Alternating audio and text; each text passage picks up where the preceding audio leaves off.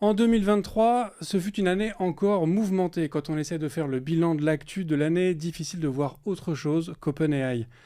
Heureusement, pour y voir clair, chaque année, il revient à notre micro. Il a une voix grave et rassurante, il a une longue barbe et on a l'impression qu'il a déjà tout vu.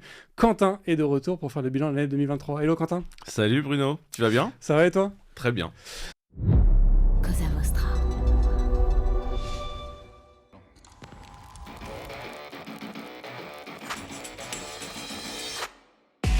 Bonjour, je suis Bruno Soulez, je suis un dev DEV pour différents, extraordinaires et visionnaires. Bienvenue dans If This Then Dev, le podcast qui veut résoudre le problème avant de passer au dev. Chaque semaine, je recevrai un expert pour décoder un sujet ou une tendance de notre formidable métier d'artisan du numérique. Sans en faire un tuto, nous parlerons d'une techno ou de notre quotidien de dev.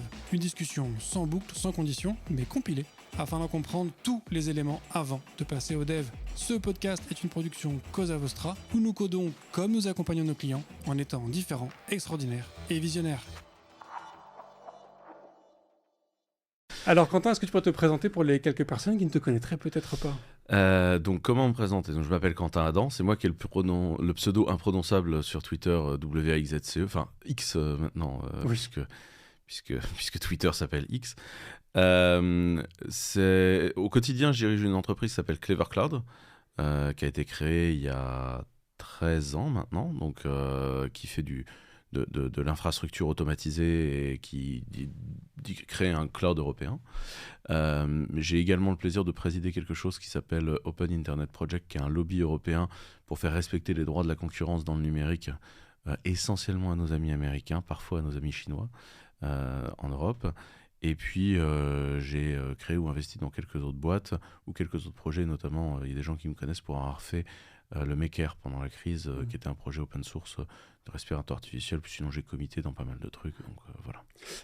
Alors dans ce que tu dis, il y a déjà plein de choses sur lesquelles j'ai envie de rebondir. Déjà, juste vite fait, tu nous dis qu'effectivement Twitter maintenant c'est X. Dans l'épisode qu'on a fait l'année dernière, Elon Musk venait de racheter Twitter et commençait à faire plus ou moins n'importe quoi avec. On en avait parlé rapidement.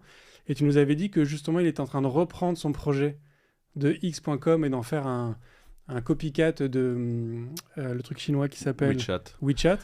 Et effectivement, il a rebaptisé Twitter. C'était quoi? C'était il y a 4 mois, 6 mois Ouais, maintenant il l'a baptisé X. La transition en plus c'est pas complètement finie, donc ils sont dans cette espèce de truc. Quand tu fais un gros rebranding change, à chaque fois c'est quand même un enfer de faire du branding change. Donc là il se retrouve avec son truc, avec toutes les viandes vaseuses, X, Twitter, machin, donc voilà. Et très sincèrement, pour moi, la marque Twitter était tellement forte que renommer le truc était, à mon humble avis, pas nécessairement l'idée du siècle, mais admettons. Et par contre, il a clairement mis la main dessus, quoi. Donc voilà. Ce qui se passe là-bas est à la fois fascinant, terrifiant et très intéressant, je trouve. Ouais. D'abord parce que on voit très bien ce que le unregulated peut faire. Donc là, on voit qu'il est unregulated. Il fait ce qu'il veut, il est chez lui. Exactement. Enfin, il a quand même fait modifier l'algorithme pour que ses tweets apparaissent. C'est-à-dire que voilà, il joue à l'apprenti sorcier, genre, il n'y a pas de canari quoi, chez X en ce moment. Genre, on se pousse tout en prod, genre, à la blague comme je te pousse. Il pousse une vision sociétale, voilà. Alors moi, je trouve ça très intéressant parce qu'on se retrouve avec un phénomène qui est, avant, il y avait des milliardaires qui achetaient des médias pour leur faire dire ce qu'ils voulaient. Là, il a acheté un social media pour transformer son fonctionnement pour lui faire dire ce qu'il voulait. Donc je trouve que c'est extrêmement pertinent à regarder, parce qu'en fait, on voit bien ce que ça veut dire aussi. C'est, à un moment, l'actionnaire majoritaire, c'est le patron, quoi. Enfin, voilà. Donc il y avait des choses qui étaient mises en place. On voit que la désinformation est cataclysmique, etc. En même temps, il change le modèle éco et a priori, les chiffres en interne sont pas si mauvais que ça. Donc ça, c'est assez fascinant de se voir ça, que en fait, il fait fonctionner la boîte avec un quart de ce qu'il y avait avant comme employé. Donc voilà. Après, est-ce que fonctionner la boîte comme aujourd'hui, c'est fonctionner la boîte comme ce qu'elle devait fonctionner? Enfin, ça pose beaucoup de questions. Par contre, les changements vont très vite. Et donc, faut quand même regarder les choses comme étant, il a réussi à mettre en place un système d'itération très rapide dans cette structure-là, avec un vrai côté break things and move fast, quoi. Parce que des fois, ils font des changements qui rollback dans la demi-journée parce que c'était n'importe quoi. Et ça, c'est vraiment assez fascinant à regarder. Lui, il est complètement unleash, il est unsupervised, là. Il n'y a pas de sujet. Il pousse clairement son agenda politique. Donc, c'est ça. Et en même temps, il est en train de faire énormément d'expérimentations qui, du coup, je pense, permettent à tout le monde de poser des vraies questions. Et j'écoutais, il y a quelques jours, il y avait un très très bonne... dans la méthode scientifique, alors ça s'appelle plus la méthode scientifique, mais l'émission de science de France Culture, il y avait un épisode justement sur X, donc c'était Twitter plainte contre X, le titre de l'épisode si vous le cherchez, et tu avais un certain nombre de chercheurs qui expliquaient, en fait, Twitter se Facebookise. C'est-à-dire qu'en fait, avant, on avait accès à toutes les datas de Twitter, ce qui en faisait en fait la meilleure plateforme sociale de recherche sur le fonctionnement des plateformes. En fait, le firehose, donc le fameux moyen d'accéder à plein de contenus de Twitter, a été fermé par Musk qui veut le faire payer. Donc en fait, il a réduit la capacité d'analyse et d'impact sociologique. Et qu'en fait, exactement comme Twitter devenait opaque, ça entraîne un certain nombre de choses. En fait, les changements de l'algorithme changent la façon dont les gens postent pour pouvoir pousser. Et en fait, quand je regarde autour de moi et quand je regarde ma timeline, les gens qui apparaissent dans ma timeline étaient des gens que je voyais peu écrire avant et avec lesquels j'avais peu d'interaction. Et j'ai l'impression que beaucoup de mes contacts Twitter X que j'avais, enfin, de mes contacts Twitter, en fait, pour être tout à fait franc, ne postent plus grand-chose. Et en fait, et même moi, mon usage... j'ai du mal, alors je sais pas si c'est le changement de mon activité aussi, parce que moi aussi ma vie change, etc., le changement d'ambiance de la plateforme, etc., mais j'ai un petit côté bloqué dans le truc où j'ai du mal à trouver un peu ma place dans ce truc-là, et en fait le rapport on pourra essayer de vous retrouver le lien pour ceux, si vous voulez écouter ça, c'était très intéressant d'écouter ces différents chercheurs expliquer comment en fait X était aujourd'hui un laboratoire passionnant à regarder et en même temps terrifiant, mais qui pour finir... ça n'est jamais que le même bordel que ce qu'a fait Zuckerberg pendant des années sur Facebook.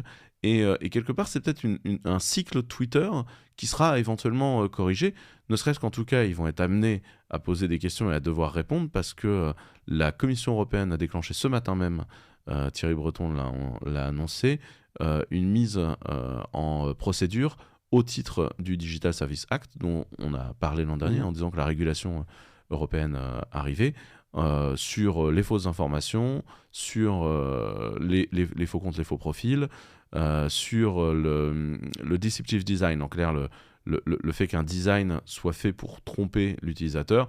Là, je pense que ce qui est visé, c'est clairement le check blue qui était avant les comptes vérifiés, qui est devenu le compte payant. Ce qui est assez deceptive design. Et le troisième point sur lequel Thierry Breton les attaque... c'est le moment cataclysmique où je me rends compte que je ne sais pas. Mais moi, ce que je trouve marrant aussi, c'est que suite à ce changement, on va dire, de politique générale que tu as sur Twitter, où du coup, maintenant, on retrouve des gens qui s'expriment et qui sont beaucoup plus visibles, qui diffusent un certain nombre d'idées, et d'autres qui sont moins visibles de pas à cause de leurs idées. C'est que maintenant, c'est Facebook qui a créé Threads pour essayer de redonner un espace de liberté. Et je trouve, c'est assez ironique que ce soit... Facebook qui veuille redonner un espace de liberté face à un Twitter. Je pense que Facebook reste quelque chose de très... pour moi, c'est des gens qui manquent fondamentalement de sincérité dans leur approche. Donc aujourd'hui, ils essayent de tirer parti. Je suis pas sûr que Threads soit un succès. Moi, on a vu le lancement de Threads cette année. Ça a popé, ça a été très téléchargé, comme d'habitude dans nos milieux. Et pour moi, c'est assez vite retombé. Enfin, j'ai pas entendu parler de ça. C'est comme Mastodon, quand tout le monde, il y a eu une espèce d'envolée à un moment en disant on quitte Twitter, on va sur Mastodon. Il y a eu une envolée sur Mastodon, mais aujourd'hui, Mastodon, on n'entend plus parler. Alors, il y a certaines communautés qui sont parties sur Mastodon et qui y restent. Tout comme il y a certaines communautés qui sont parties sur Blue Sky et qui y restent. Et il y a Blue Sky aussi. Et moi-même, j'ai ouvert un compte Blue Sky. J'ai fait un choix. J'ai fait un choix qui, je pensais, le bon. Alors après, j'ai pas assez le temps de poster. J'ai pas nécessairement été jusqu'au bout du délire tout le temps, mais ça, c'est plutôt par période. Mais j'ai fait le choix de ne pas poster la même chose sur Blue Sky et sur X. En disant, en fait, le cross-posting, ça n'intéresse personne, ça fait chier tout le monde. Faut créer du contenu original sur chaque réseau. Et donc, moi, j'ai pris le parti de retrouver un peu l'ambiance qu'il y a eu au tout début de Twitter, quand on organisait des twunch Et globalement, c'était une espèce de communauté un peu d'entre nous sympathique qu'on a du coup sur Blue Sky. Peut-être que ça a grossi un peu vite et je me sens un tout petit peu moins à l'aise aujourd'hui avec le fait de faire des inside jokes où des gens pourraient péter des câbles et les prendre mal alors que c'est une joke. Voilà. Mais j'ai essayé de faire ça et j'ai l'impression que plusieurs personnes l'ont fait et du coup il y a un peu cette ambiance qui était sympa, qui est en fait une ambiance aussi des gens qui sont les early adopters, quoi. Et aujourd'hui, enfin, l'état du débat sur X fait que tu vas difficilement poster une blague sur X, sauf si tu as un compte qui est officiellement un compte de blague. Mais aujourd'hui, tu as du mal à poster des blagues sur X, quoi. Parce que tu auras toujours quelqu'un qui la prendra mal et qui comprendra pas que c'est une blague, qui te connaît pas et qui reach out de nowhere et qui vient te traiter de tous les noms alors que tu es là, genre... n'importe qui me followant depuis genre 15 jours comprendra que c'est une blague. Et je pense que c'est un vrai problème de contexte, mais c'est aussi l'algorithme. Puisque l'algorithme est fait pour déclencher de la polémique, en fait, on va te ressortir quelque chose qui va être considéré comme harmful et sur lequel tu vas te taper dessus avec des gens. Donc je pense que c'est vraiment ça le sujet, quoi. Ouais. Alors, pour pas trop parler de X, on en avait déjà pas mal parlé l'année dernière. Ouais, mais c'est intéressant parce que ça a été une expérimentation. Moi, je pensais qu'il mettrait en place assez rapidement le micro-paiement dans X entre les gens. Il l'a pas fait. Par contre, il a créé la possibilité de créer des channels payants. Je sais pas trop ce que donnent ces résultats-là, mais très rapidement, voilà, la possibilité de monétiser du contenu dans X est arrivée. Ça, je trouve que c'est un sujet qui est très intéressant. Moi, je m'attendais à voir débarquer assez vite une espèce de PayPal. Pour l'instant, c'est pas le cas. Et je m'attendais à voir débarquer beaucoup de fonctionnalités dans les DM pour essayer d'aller concurrencer WhatsApp & Co. Et j'ai l'impression que pour l'instant, ça rame un peu. Il a été très vite au end-to-end encryption des DM, ce qui était, je pense, le niveau 1. Et là, je sais pas s'ils sont en train de faire une espèce de massive redesign de l'application pour mettre en avant les DM. Je sais pas comment ça se fait. Mais tu vois, enfin, ne serait-ce que pour arriver, tu vois, mon automatisme ici, ça a été de t'envoyer un DM encore sur X, parce que c'est globalement comme ça qu'on se parle. Et après, reste cette histoire du DSA-DMA, où toutes ces plateformes de DM et de messages, que ce soit WhatsApp, que ce soit etc., vont devoir à un moment trouver un moyen d'avoir de la compatibilité entre elles, parce que je rappelle que genre légalement en Europe, ces gens vont devoir trouver une façon de se parler. Normalement, tu devrais être capable d'envoyer un message WhatsApp à quelqu'un depuis tes Twitter DM. C'est ça ce que dit le DM. Donc on va voir comment ça se met et ça va être assez intéressant, je pense. Ouais.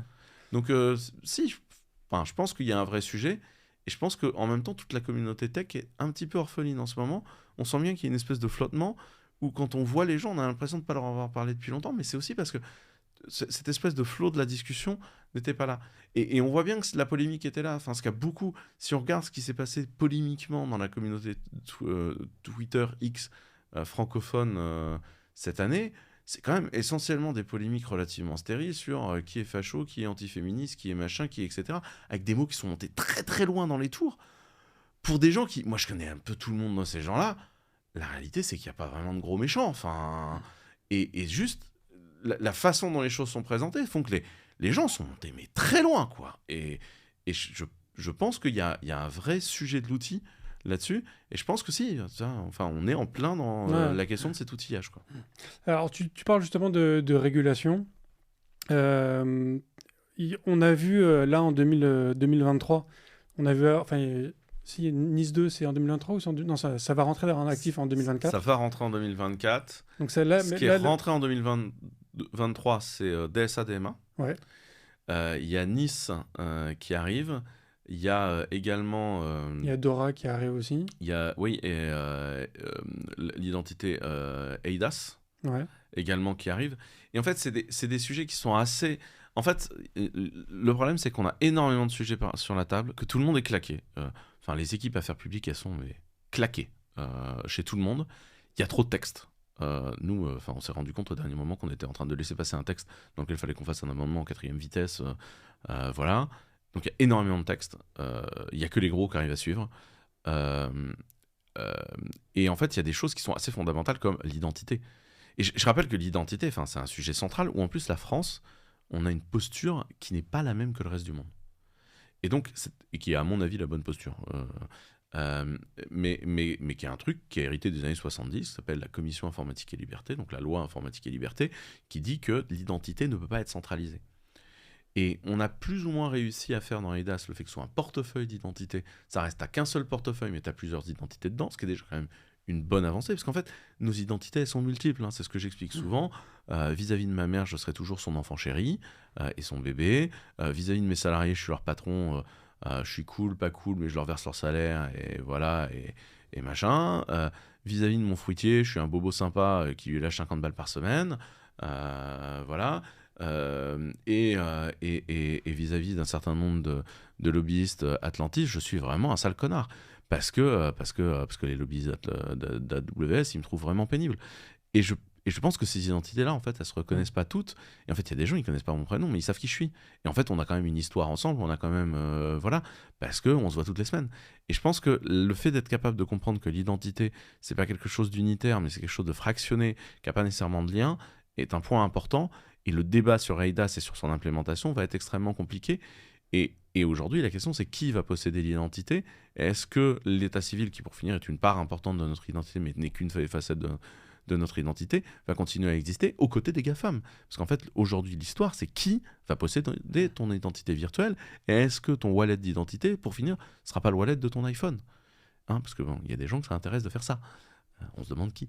Et donc je pense qu'il y a un certain nombre d'enjeux sur ce qui va se passer, mais déjà, il y a un certain nombre de choses qui rentrent en application. Et voilà, on finit l'année sur la première attaque et mise en application du DSA-DMA.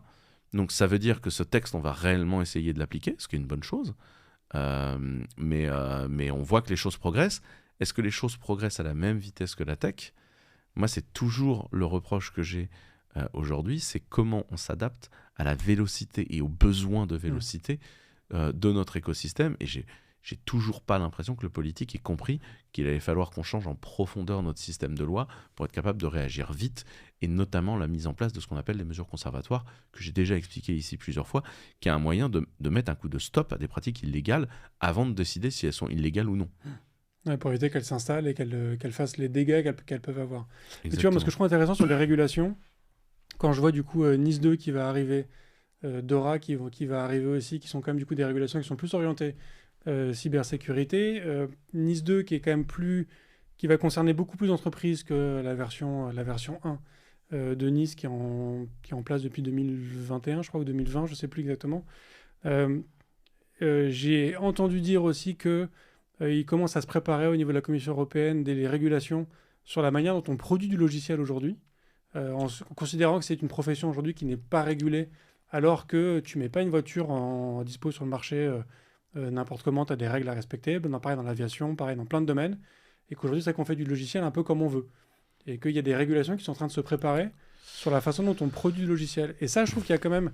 Je suis d'accord avec toi sur la notion de rythme, et que ces régulations sortent parfois trop tard ou trop lentement par rapport à l'avancée de la tech, mais j'ai l'impression qu'il y a quand même un signal qui est donné de se dire, ok, il faut quand même poser un cadre à tout ce qui est en train de se... C'est surtout qu'en fait, on en sort beaucoup, donc on ne laisse pas digérer, et surtout le reste du monde ne réglemente pas à notre vitesse. Et donc je pense qu'on a un enjeu aujourd'hui qui est de réussir à convaincre le reste du monde d'avancer sur ces sujets-là.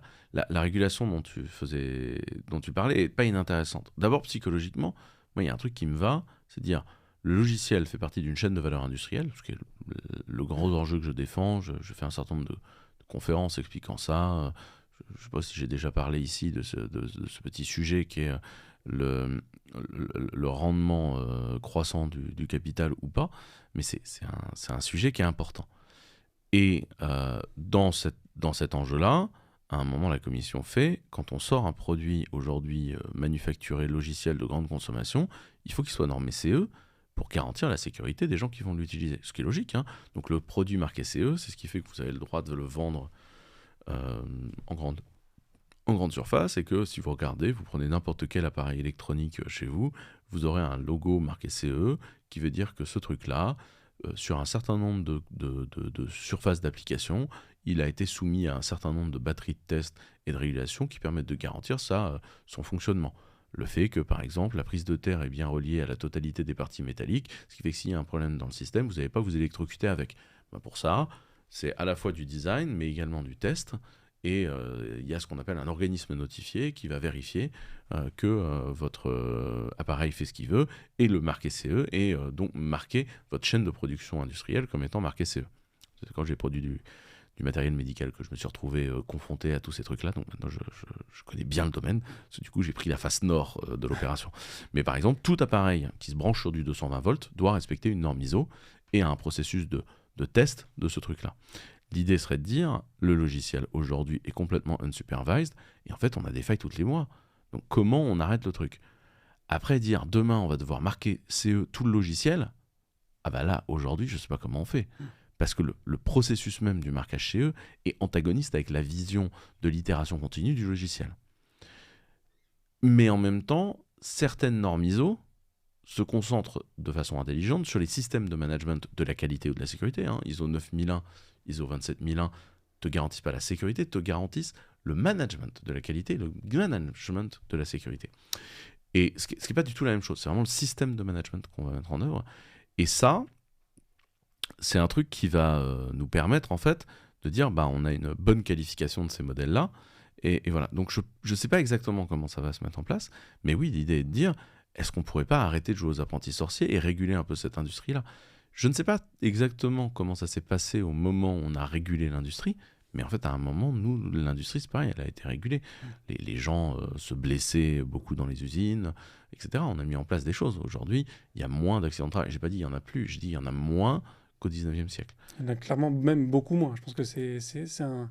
Je pense que le terme beaucoup moins est acceptable. Oui. Mais c'est vrai que déjà dans la production logicielle, je suis d'accord avec toi sur le fait que...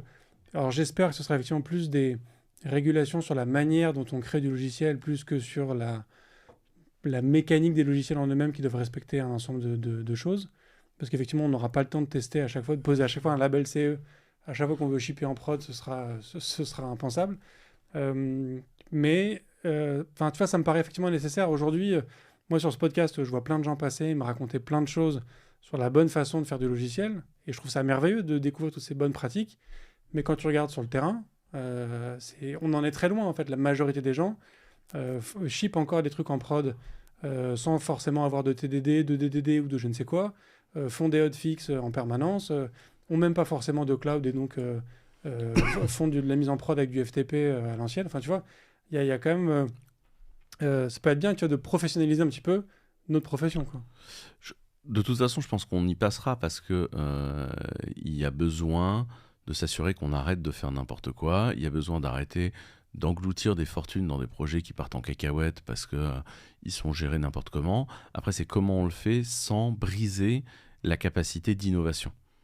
Et je pense que vraiment, l'un des enjeux, il est là.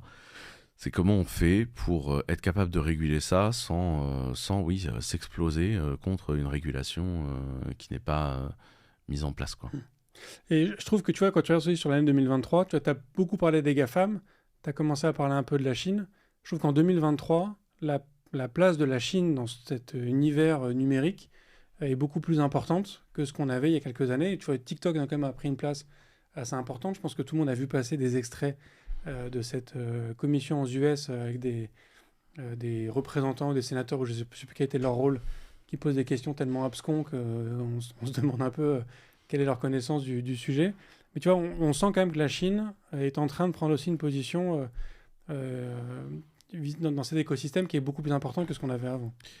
Ce qu'il faut comprendre à propos de la Chine, c'est que c'est jamais des gens qui font export first. C'est-à-dire qu'en fait, leurs produits numériques, aujourd'hui, ils sont utilisés en interne. Je vais vous donner un exemple que ça se comprenne, parce que c'est à la fois une différence de régulation, de technologie, de greenfield, et de pourquoi c'est compliqué. Je ne vais pas dire le nom de la banque, mais une des grandes banques françaises, si vous prenez son coût IT annuel pour faire tenir debout un compte courant, voilà, vous avez un compte courant, le coût IT, c'est-à-dire la totalité du logiciel, du matériel, des gens, machin, etc., ramené au compte courant, ça coûte 10 € par an par compte courant. Voilà. Si vous allez chez Tencent, WeChat, WePay, donc, qui en fait est le majeur système de paiement et de compte bancaire des Chinois, ce coût-là, il est de 4 centimes. Et le ratio est quand même... c'est plus un ratio, là. C'est du délire, quoi. Et en fait, c'est pour plusieurs raisons. Le premier, c'est qu'on n'a pas la même régulation du tout. Que parfois la centralisation c'est très pratique parce qu'en fait tu sais très bien, de toute façon l'État sait combien les gens ont d'argent sur leur compte, point barre. Ce qui n'est pas le cas de la France où il y a une certaine... théoriquement, tu as le droit d'avoir ton blé sans que l'État le sache. On n'a pas les mêmes régulations. Ils sont partis greenfield, c'est-à-dire qu'ils ne sont pas 14 générations de soft avec du mainframe au bout de là-bas et on ne sait pas trop comment il marche, mais personne n'ose trop le débrancher parce que tu comprends, en fait, on ne sait pas comment ça marche. Tu vois, donc ce truc-là, mais en fait, ils ont cette capacité-là. Et eux, ils créent des produits des fois en interne qui ont leurs propres régules, leurs propres exigences, leur propre marché. Et après, ils se posent la question de le sortir. Et ça, c'est un truc que beaucoup de gens n'ont pas compris, c'est la Chine, usine du monde. Non. La Chine, marché intérieur énorme, qui crée des produits pour leur marché intérieur et qui maintenant commence à les exporter. Et c'est ce qui s'est passé avec TikTok. Et c'est ce qui va se passer de plus en plus pour des produits. C'est ce qui se passe sur la voiture électrique, où là, clairement, l'attaque du marché sur la voiture électrique, sur les trottinettes électriques. Aujourd'hui, les trottinettes électriques, c'est un marché géré par les Chinois. C'est eux qui les ont. Et tous les brevets sont dessus. Enfin, c'est eux qui ont fait ce marché-là. Et donc, ce qu'il faut bien comprendre aujourd'hui, c'est que dans le numérique, le fait qu'ils commencent à attaquer des marchés étrangers, c'est juste les prémices. Donc, on va se retrouver réellement avec deux grandes puissances, qui sont les États-Unis d'un côté, la Chine de l'autre. Et nous, au milieu, on régule, mais on a toujours du mal à investir dans le soft, parce qu'à chaque fois qu'on essaye d'investir dans le soft, on commence par poser la question du commerce. Alors qu'on s'en fout du commerce. Il faut commencer par investir dans le soft. Et après, on parlera business. C'est vrai qu'il y a moins d'investissements en Europe, mais on a aussi un petit marché. C'est vrai qu'on a tendance très vite à vouloir sortir de... Tu vois, l'Europe, c'est un gros marché. Ça, je suis d'accord. Mais t'attaques... quand tu es français, tu vas plus difficilement attaquer le marché allemand, espagnol ou polonais ou je ne sais quoi. Alors que quand tu es basé à New York, tu vas plus facilement attaquer le marché californien. Parce qu'en fait, la disparité entre ces deux marchés, elle est quasi inexistante. Non, mais bien sûr, on connaît le problème de taille du marché intérieur européen. C'est un vrai problème. Néanmoins, il y a aussi un sujet qui est dans qui t'investit, pourquoi, quand. Encore une fois, les gens, ou l'oublient, mais Bill Gates, Steve Jobs, Larry Page, Sergey Brin, Elon Musk, Eric Schmidt, tous ces gens sont des ingénieurs. C'est en train de changer lentement, mais être un ingénieur et prendre des décisions dans une boîte et qu'on te capitalise dans ce pays, pas facile. On va mettre un HEC à la tête. Et je dis pas qu'un HEC fait d'une mauvaise boîte. Un HEC fait une boîte commerciale.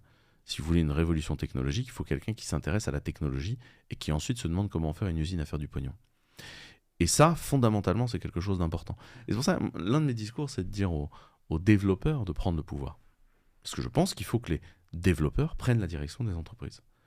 Parce que c'est comme ça qu'en fait, on va faire des grosses entreprises successful. On le voit avec Mistral, qui est quand même une boîte française, dont la majorité des investissements ne sont pas européens de souvenir. Alors, ça a été au début européen. Et puis, quand ils sont grossis, ils ont pris également du capital outre-Atlantique. Et c'est vrai que ça va poser des problèmes. Ouais. Et quand tu parlais aussi d'entrepreneuriat dans le monde des devs, j'ai reçu il y a quelques semaines Gilles Babinet qui disait aussi que les devs doivent devenir une force politique dans l'avenir. Il peut-être que je déforme un peu ses propos, mais il y a un côté dans ce que je comprenais qui était faut prendre nos responsabilités. C'est-à-dire qu'on est capable de transformer le monde. On en a les moyens, on en a les outils. On le voit avec le nombre d'applications qui ont vraiment changé la façon dont les gens consomment, communiquent, échangent ou même progressent dans la vie. Et il y a un moment, il faut se dire, en fait, ouais, faut prendre nos responsabilités et faire bouger la société consciemment. Tu vois, c'est pas juste, tiens, je fais une feature, ce qui est cool.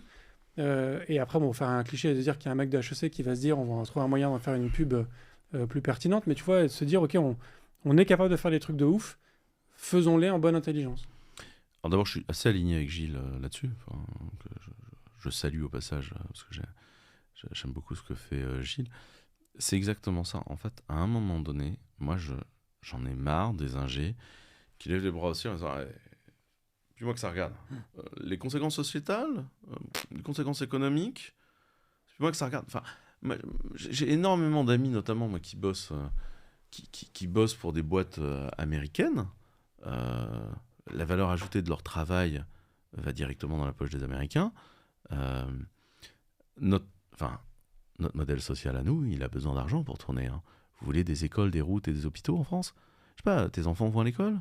Ton livreur Amazon, il se sert d'une route, non ?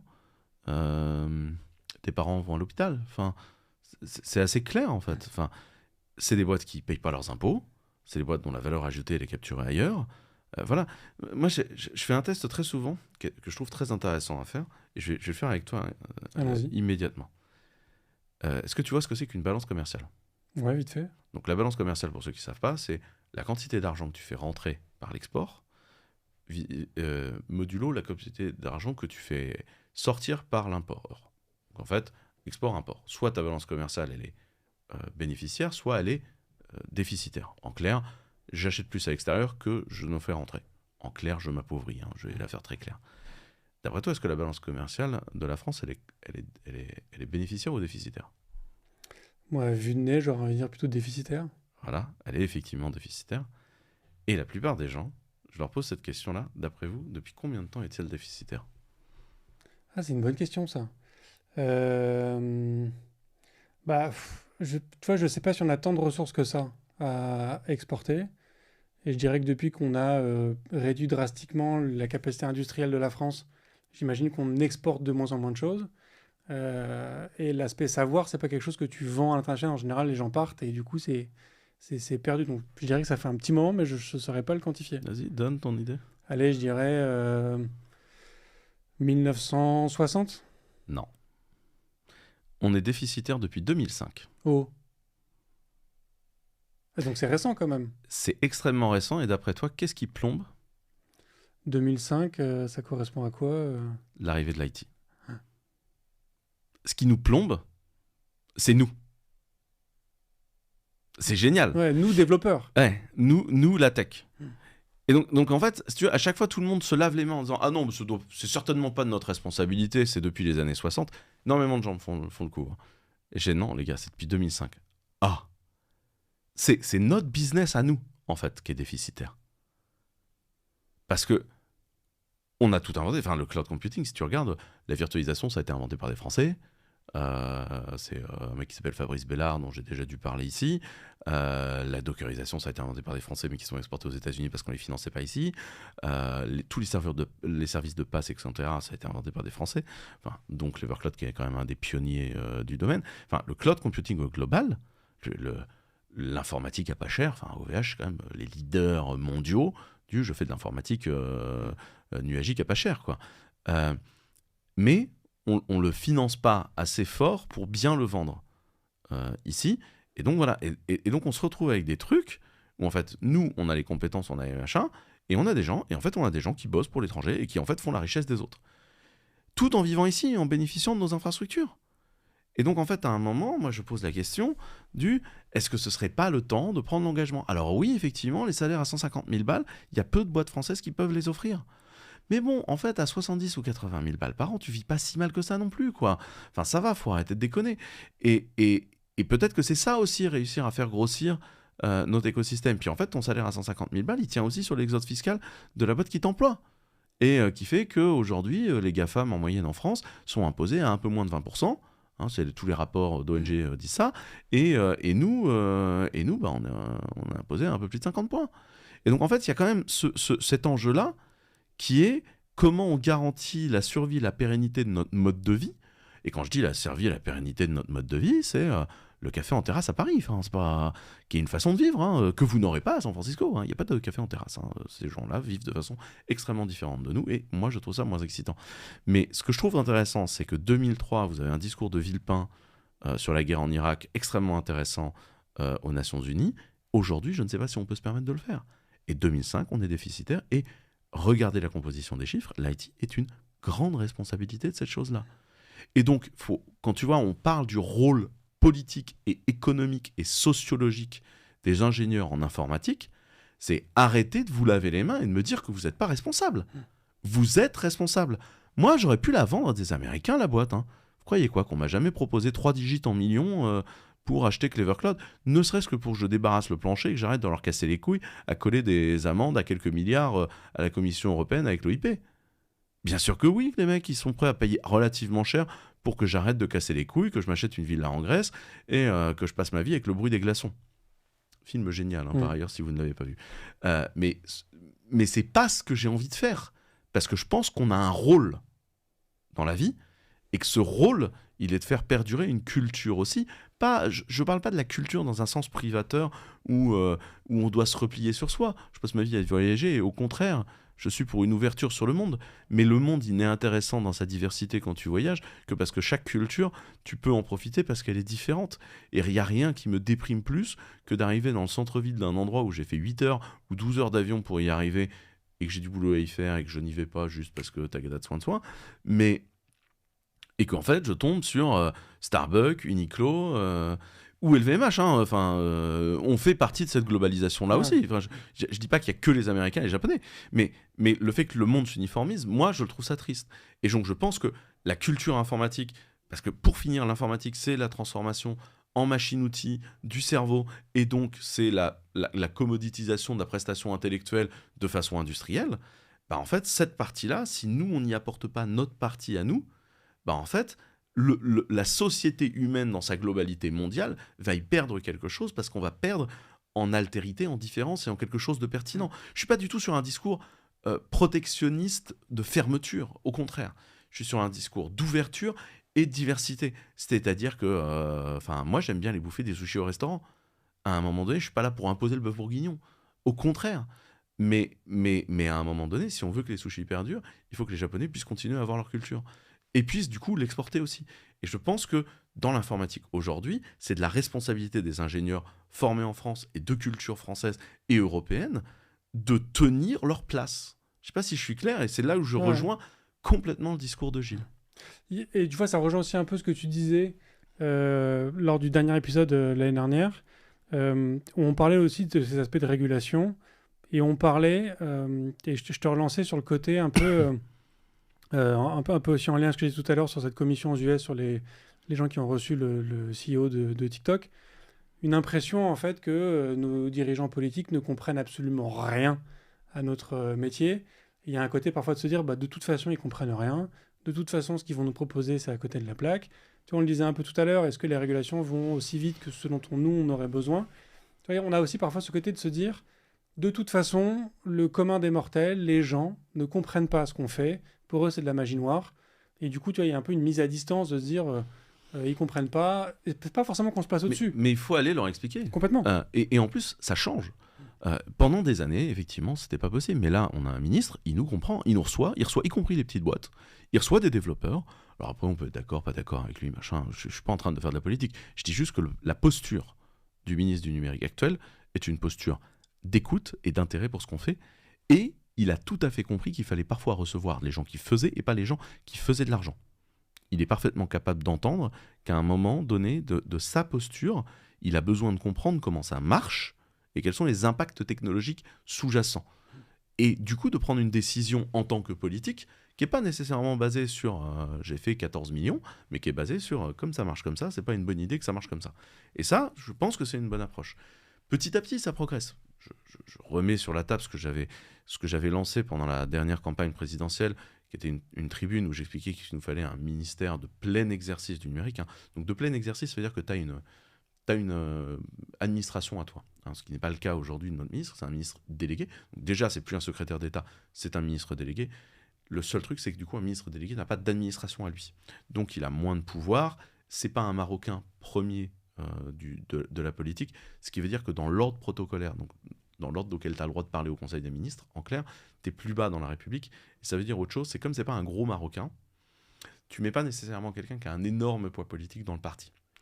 Et donc, c'est moins facile pour lui de faire passer des choses sur d'autres sujets. Et c'est pour ça que moi j'ai toujours été pour donner du pouvoir. Ce qu'on voit, c'est qu'aujourd'hui, on a des profils qui arrivent au poste de ministre du numérique. Pendant longtemps, le ministre du numérique, c'était toi, le ch'ti jeune qui n'en veut, comme t'es jeune, t'aimes bien le numérique, vas-y, t'aimes bien le numérique, c'est cool. C'était le profil Fleur Pellerin, Axel Lemaire, Mounir Majoubi, Cédrico. où le Premier ministre, le premier secrétaire d'État au numérique, à l'époque c'était aux technologies de l'information, tu sais qui c'est qui a créé le poste ? Très très drôle comme histoire, c'est un poste qui a été créé en 95, qui a eu lieu 9 mois, c'était Juppé 1 suite à l'élection de Jacques Chirac, et ce poste-là a été créé par un certain François Fillon. Voilà. Donc, qui pour le coup effectivement était lui très connecté. Qui était très connecté, mais à l'époque, tu vois, il était vraiment dans cette posture de ch'ti jeune qui n'en veut. Là, Jean-Noël Barrot, qui du coup n'est plus secrétaire d'État, mais qui est ministre délégué, c'est pas le ch'ti jeune qui n'en veut du numérique, c'est le secrétaire général du MoDem à qui il fallait une place dans le gouvernement et qu'on met à ce poste-là parce que c'est un poids lourd politique de la majorité. Ce qui change l'architecture de sa capacité de prise de décision au sein du gouvernement. Et c'est pour ça aussi que les actions de Jean-Noël Barrot ont aujourd'hui plus d'écho parce que son poids politique est plus. Et donc c'est pour ça que je suis pour continuer à fournir du pouvoir à quelque chose et émanciper le ministère du numérique de l'économie, parce qu'on voit bien que, et c'est ce dont on parle depuis tout à l'heure, l'économie, ça a des impacts économiques, sociétaux, éducatifs, même d'affaires étrangères. Enfin, tu vois, quand Elon Musk est reçu comme un chef d'État en Israël, parce qu'il a fait des déclarations extrêmement limites et qu'il faut qu'il limite la casse, on voit bien que l'impact de ces entreprises-là, qui sont d'une force économique démentielle, une force de communication démentielle, sont telles que ils ont ce pouvoir-là. Et donc, c'est pour ça que je suis pour émanciper du ministère de l'économie ce truc-là, pour lui donner pleinement sa place et lui donner son administration. En plus, on a un truc qui s'appelle la DINUM en France, qui est la Direction interministérielle du numérique, qui est globalement la DSI des DSI de l'État, qui pourrait devenir l'administration d'un ministère de plein exercice du numérique. Et je pense que ce serait un élan parfaitement intelligent à poursuivre sur le quinquennat en cours, de donner au numérique sa pleine place, et peut-être que ce serait la réalisation finale de la Startup Nation que nous avons prévu Emmanuel Macron, qui est d'avoir quelqu'un qui a réellement compris l'importance de la rupture épistémologique qu'est le numérique dans nos vies. Ouais.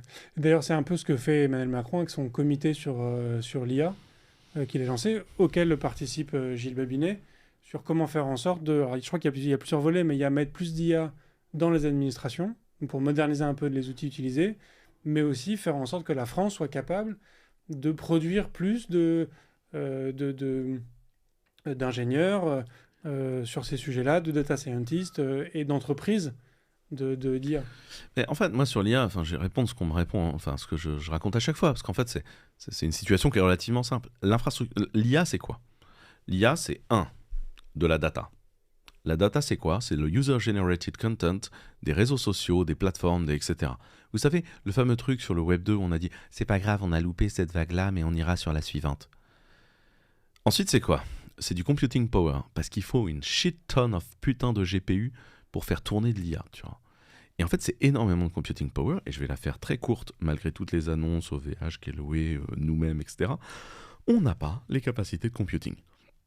Puis, je vais vous donner des astuces très courtes. Aujourd'hui, le yield time, si là, tout de suite, je commande des A100 chez Nvidia, le yield time de livraison, c'est 50 semaines. Voilà, donc c'est pas très compliqué à comprendre. Et bien sûr que je passe après leur commande de chez Microsoft. Vous imaginez la taille de la commande Microsoft et la taille de la mienne ? Je suis une blague.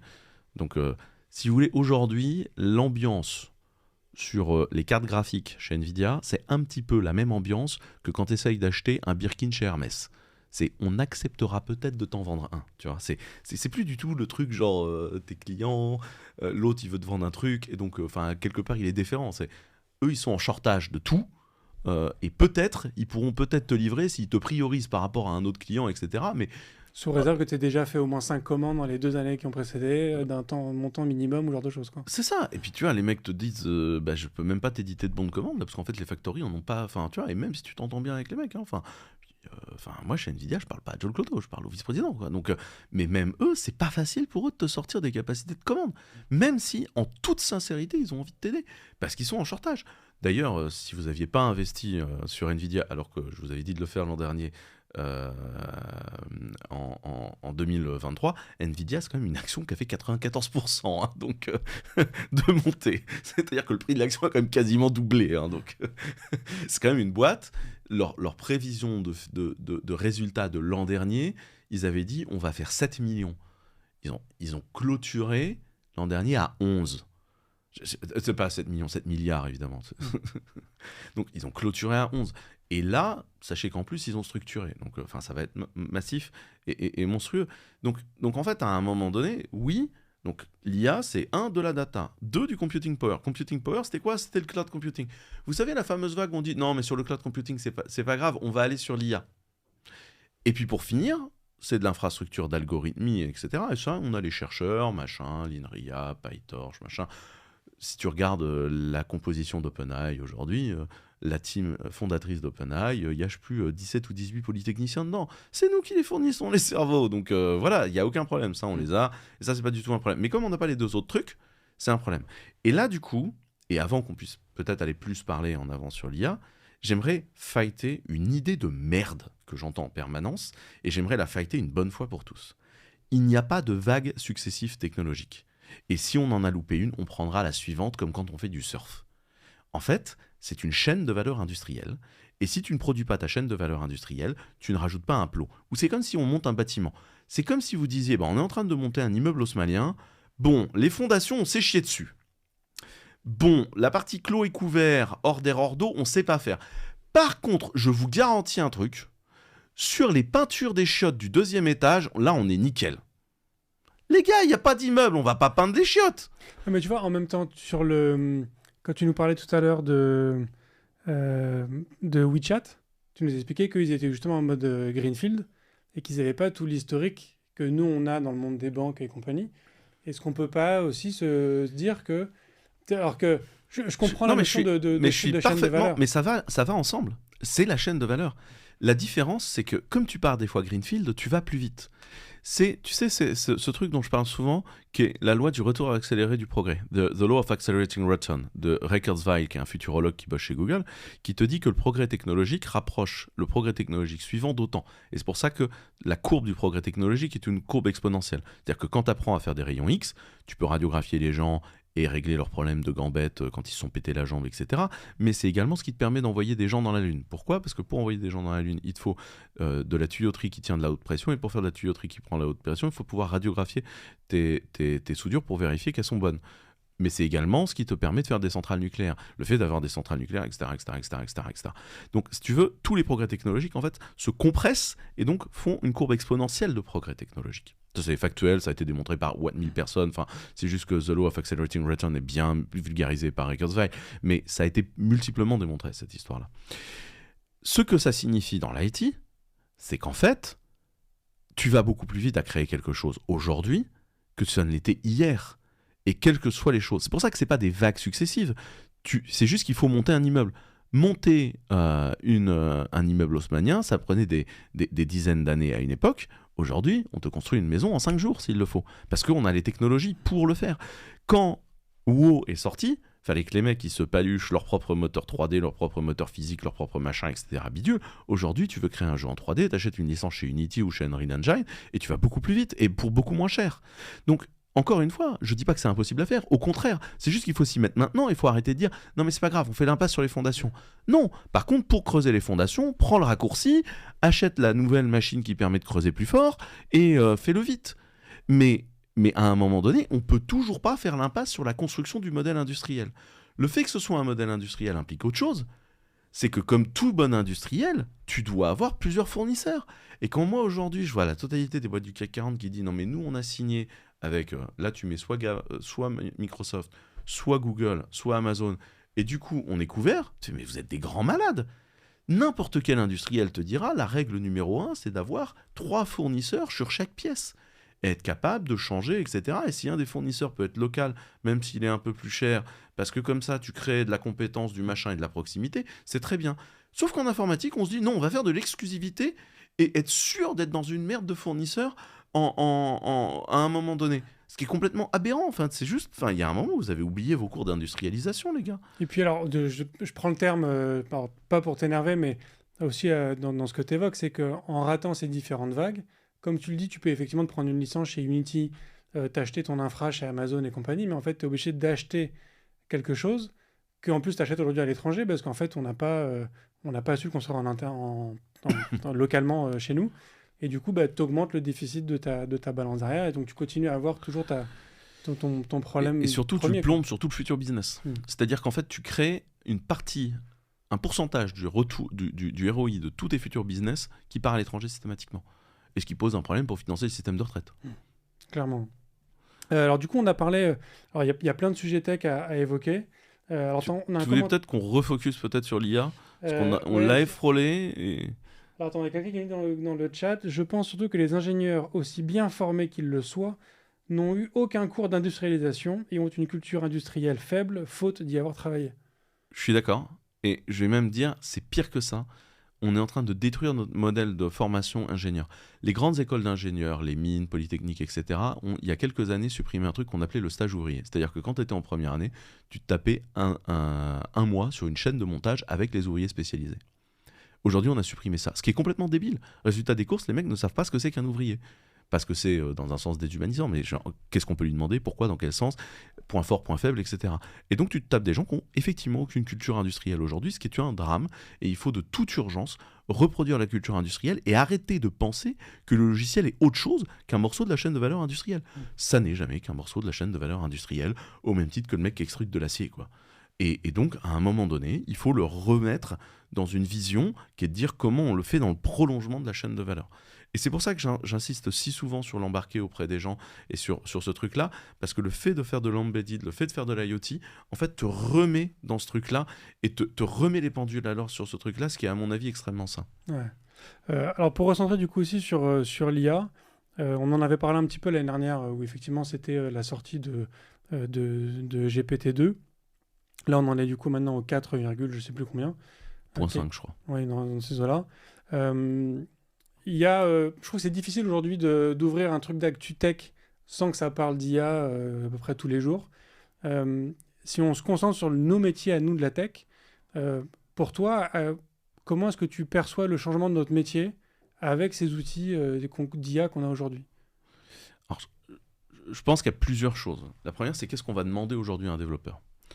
Un développeur, aujourd'hui, on lui demande d'avoir une idée de comment fonctionne une IA, parce qu'il va être dans une posture soit de tweaking d'un modèle, soit d'utilisation d'API de modèles d'IA, qui vont nécessairement modifier la façon dont on bosse. C'est-à-dire que demain, dans la quasi-totalité des logiciels de gestion de trucs, de machin, on va utiliser des bouts d'IA. Mais sur des conneries, hein, ça peut être juste de la reconnaissance de caractères sur des formulaires, parce que en fait, c'est plus simple et en fait, ça fait chier tout le monde de réécrire tu vois, ce qui prend en photo papier. Ça peut être sur toujours proposer une phrase d'accroche, parce qu'en fait, les gens sont pressés, ils ont autre chose à faire, et on va toujours embarquer un petit LLM, voilà. Ça peut être... Il y a plein de cas, en fait, où l'IA va être intégrée. Mais ce qu'on va attendre de tout développeur, c'est aujourd'hui d'avoir le minimum de set de compétences, de comprendre ça. Et donc, là, en clair, le truc, il est jouer avec des API de modèles déjà entraînés. Après, pour moi, c'est une autre compétence d'entraîner, de savoir comment fonctionne l'entraînement et la qualification de modèles. Mais en fait, tout comme on a créé il y a quelques années les postes autour de la big data, que ce soit les data analystes ou les data engineers qui savent aujourd'hui soit gérer les clusters, soit requêter dans un cluster de big data, on va avoir aujourd'hui des gens qui sont ingénieurs plutôt sur de l'IA ou sur l'utilisation de l'IA, ce que des fois on appelle prompt engineer. Alors ça va dans des vérités plus ou moins complexes, mais voilà, et ou les gens qui sont capables de dire on va prendre le modèle et là on va changer des paramètres, etc., pour que le modèle réponde à notre besoin. Ce qui est un boulot aussi, il faut comprendre de comment ça passe, etc. Donc je pense qu'il y a d'abord, ça crée des nouveaux métiers pour nous, et ensuite ça crée un truc qui est dans notre base de culture à nous tous, tout comme il faut avoir une idée d'à quoi ressemble le HTML et d'à quoi ressemble de l'appli mobile, même si tu n'en codes pas au quotidien, parce qu'à un moment donné ça va venir sur la table, il faut être capable de comprendre comment ça veut dire que d'interagir avec un système IA. Ça, c'est la première chose. La deuxième chose qui a lieu, c'est que l'IA est en train d'arriver très fort dans les outils de développement. Moi, je parle avec mes amis qui bossent chez GitHub aujourd'hui, ils disent, les comptes GitHub, tout ça, tout le monde s'en fout. Là, en interne, on vend des licences copilotes. Puis alors, on en vend comme des petits pains. Et il y en a d'autres. Il y a Poolside, il y a un certain nombre de modèles qui sont en train d'émerger, qui sont des modèles où, en fait, on te file un coup de main pendant l'écriture. C'est en quelque sorte un nouvel âge d'or des IDE qui est en train de sortir de terre et où, en fait, tu vas pas écrire tout le code dont tu as besoin. Et donc, oui, c'est assez fascinant ce qui est en train de se passer. Et très sincèrement, les premiers résultats au début d'année, j'avais tout le monde qui me cassait les couilles en disant il faut qu'on qu'on y aille. Enfin, tu vois, GPT-3 encore, il générait quand même beaucoup de merde. Il générait essentiellement du code qui compilait pas, etc. Il était assez débile. Depuis GPT-4 et tout le boulot qui a été fait par Copilot, etc. Parce qu'en fait, les deux équipes maintenant bossent complètement ensemble. Le truc est bluffant, quoi. Et donc aujourd'hui, est-ce qu'on peut faire l'impasse aujourd'hui de regarder comment l'IA peut t'aider en tant que développeur à aller plus vite, à être plus efficace, même si tu retapes tout le code qu'il t'a donné, ça t'a donné une indication, etc.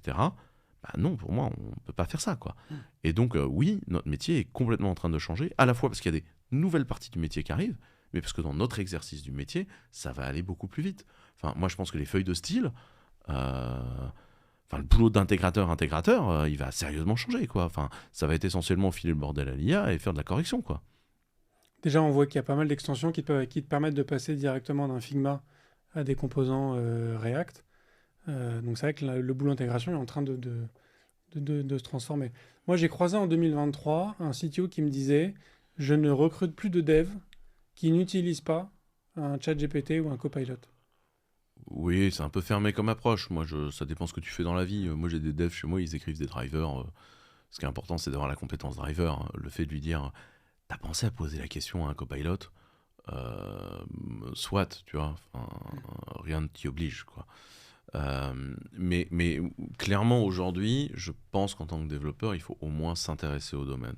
Il faut prendre le temps de s'intéresser au sujet, s'intéresser aux outils, être en veille. Ça bouge très vite. Et en fait, il faut juste pas se laisser distancer aujourd'hui. Ouais. Et voilà. Et aujourd'hui, les premiers modèles auto-hébergés en Europe, etc., sont en train d'arriver et il va y avoir des choses très très bien. Qu'on parle justement de cette révolution qui prend une place assez importante dans l'actu aujourd'hui. Est-ce que on peut encore considérer que la terminologie de Web3 s'applique à la blockchain, qui est une techno dont on entend quasiment plus parler? On pourrait aussi parler du métaverse avec Facebook, je crois qu'ils continuent d'investir assez fort. On voit Apple Ils ont pas mal coupé. Ouais, mais ils continuent quand même, mine de rien, à se dire on y va. Tu vois, ils continuent à faire leur casque et compagnie. Moi, j'ai l'impression que la blockchain, on ne sait pas trop ce que ça va donner. Pour moi, le Web3 aujourd'hui, ce serait plus un côté IA qu'un côté blockchain ou réalité augmentée, quoi. Ouais, après, moi j'ai toujours trouvé que la notion de Web3 était un peu débile, pour être tout à fait sincère, parce qu'en fait, pour moi, c'est des différentes choses qui se développent différemment. Si on prend les innovations les unes derrière les autres, aujourd'hui, est-ce que la blockchain est morte? Non, elle va très bien. Est-ce que l'envolée des crypto-monnaies et la spéculation sur les crypto-monnaies s'est calmée? Oui, c'est une bonne chose. Est-ce que le fait d'utiliser la blockchain comme système de certification, de notarisation et de trustabilité d'événements dans le temps est quelque chose de réel qui arrive? Oui. Et d'ailleurs, si on prend de ce dont on parlait, le portefeuille d'identité, etc., de la Commission européenne, c'est basé sur des technologies de blockchain aujourd'hui.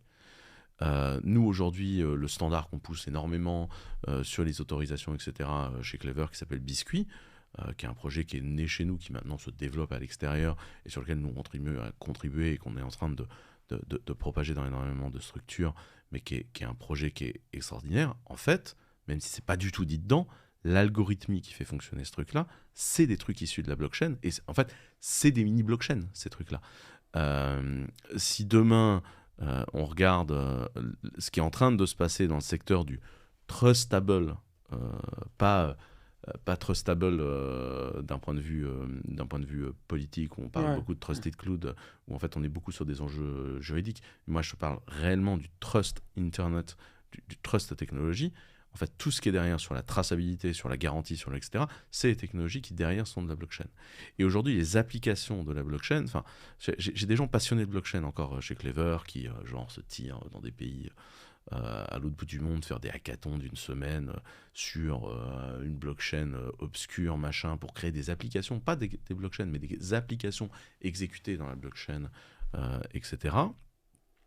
En fait, il y a encore un écosystème extrêmement vivant de gens qui se posent la question de la trustabilité et de la transaction dans la blockchain et de comment on crée des choses uniques dans l'informatique.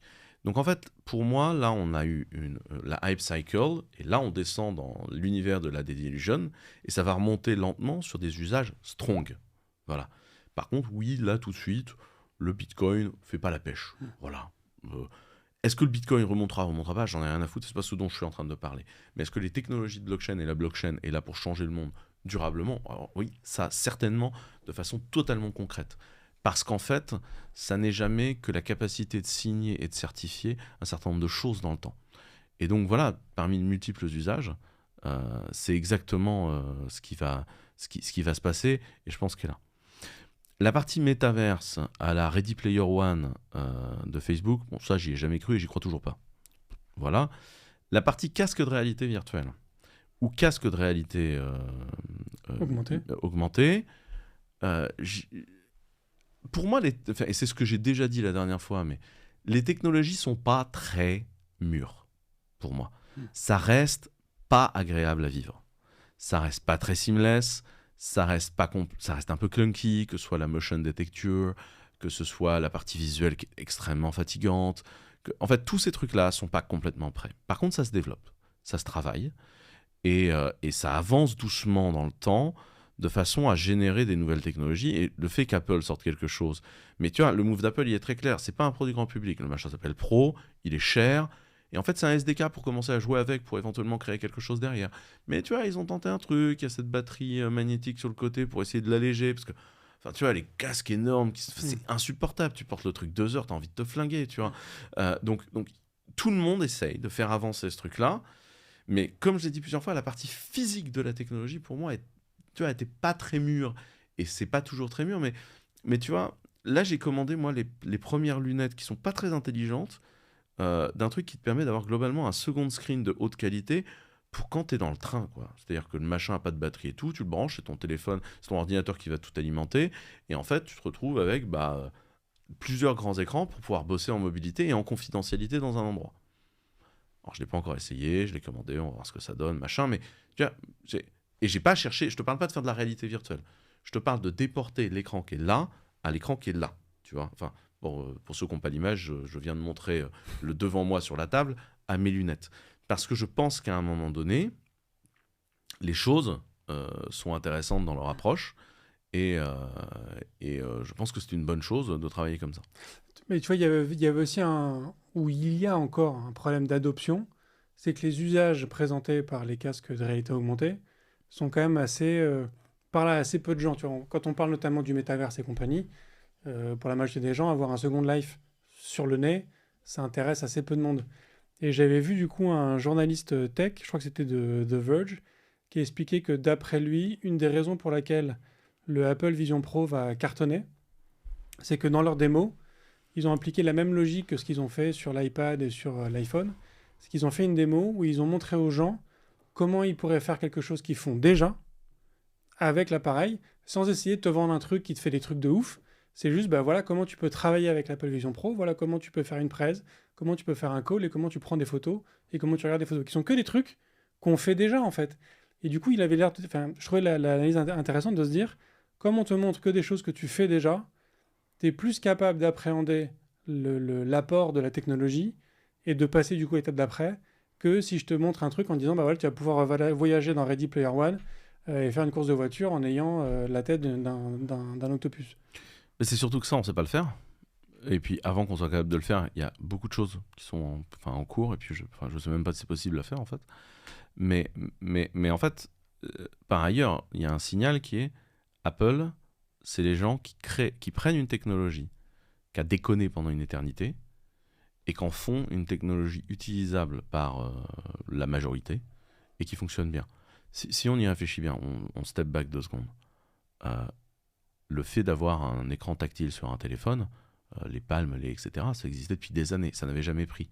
L'iPad, moi je me souviens quand j'étais en école d'ingé, tous les cours avaient lieu sur tablette PC sponsorisée par Lenovo, Microsoft, etc. C'est les trucs ignobles qui pesaient une blinde.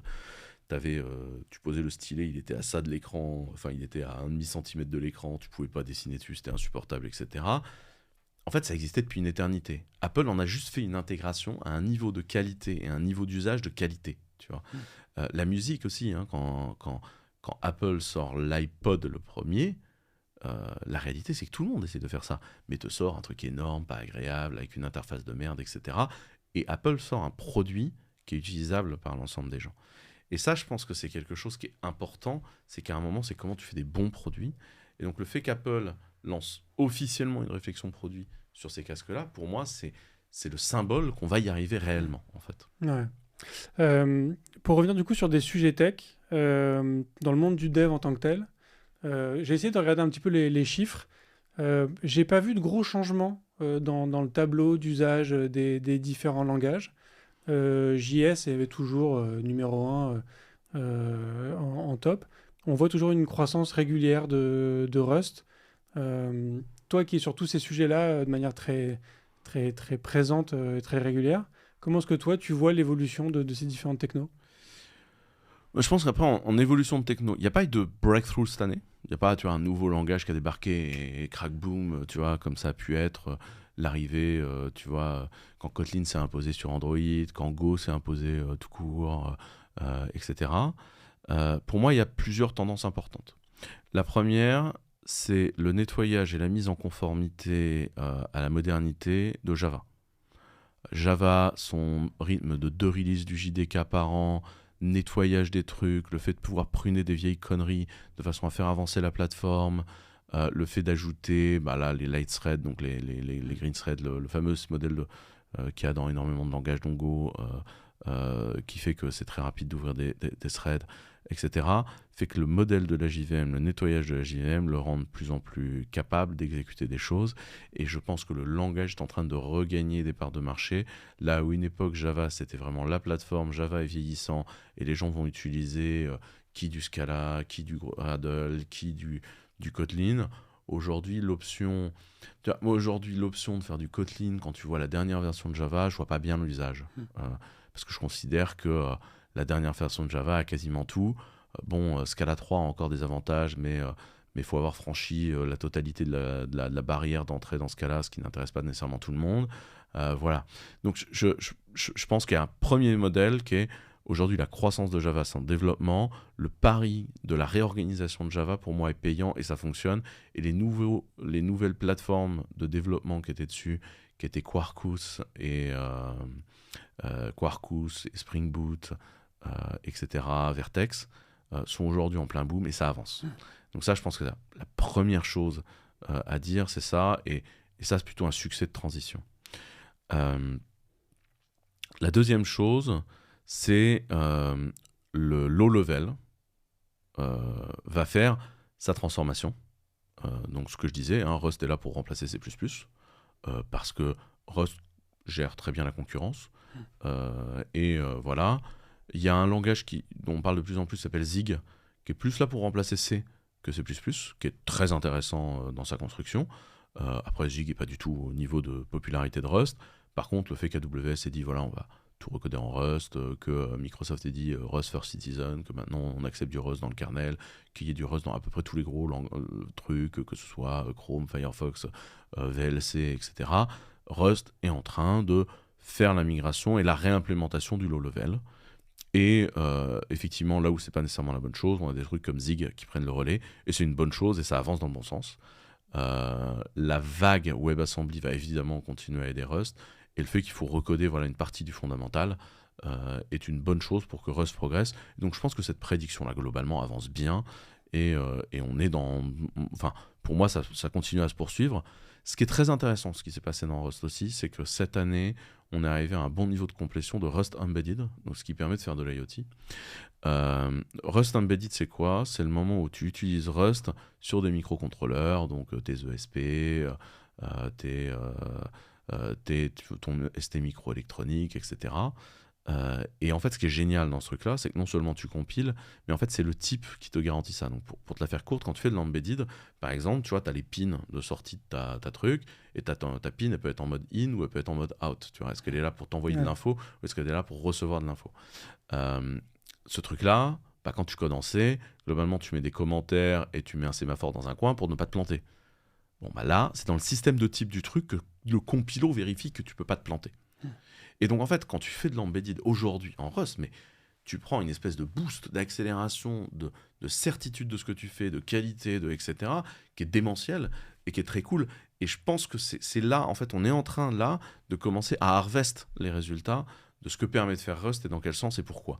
Et je pense que c'est quelque chose qui est absolument génial et fondamental qu'on est en train de produire et qui est une excellente chose pour la totalité des gens. Et moi, je suis extrêmement satisfait de ça et je pense que c'est une bonne chose et ça grandit dans le bon sens. Si vous n'avez jamais fait d'embedded, je me répète, achetez des ESP8266, achetez des Bluepies de chez ST Microelectronics.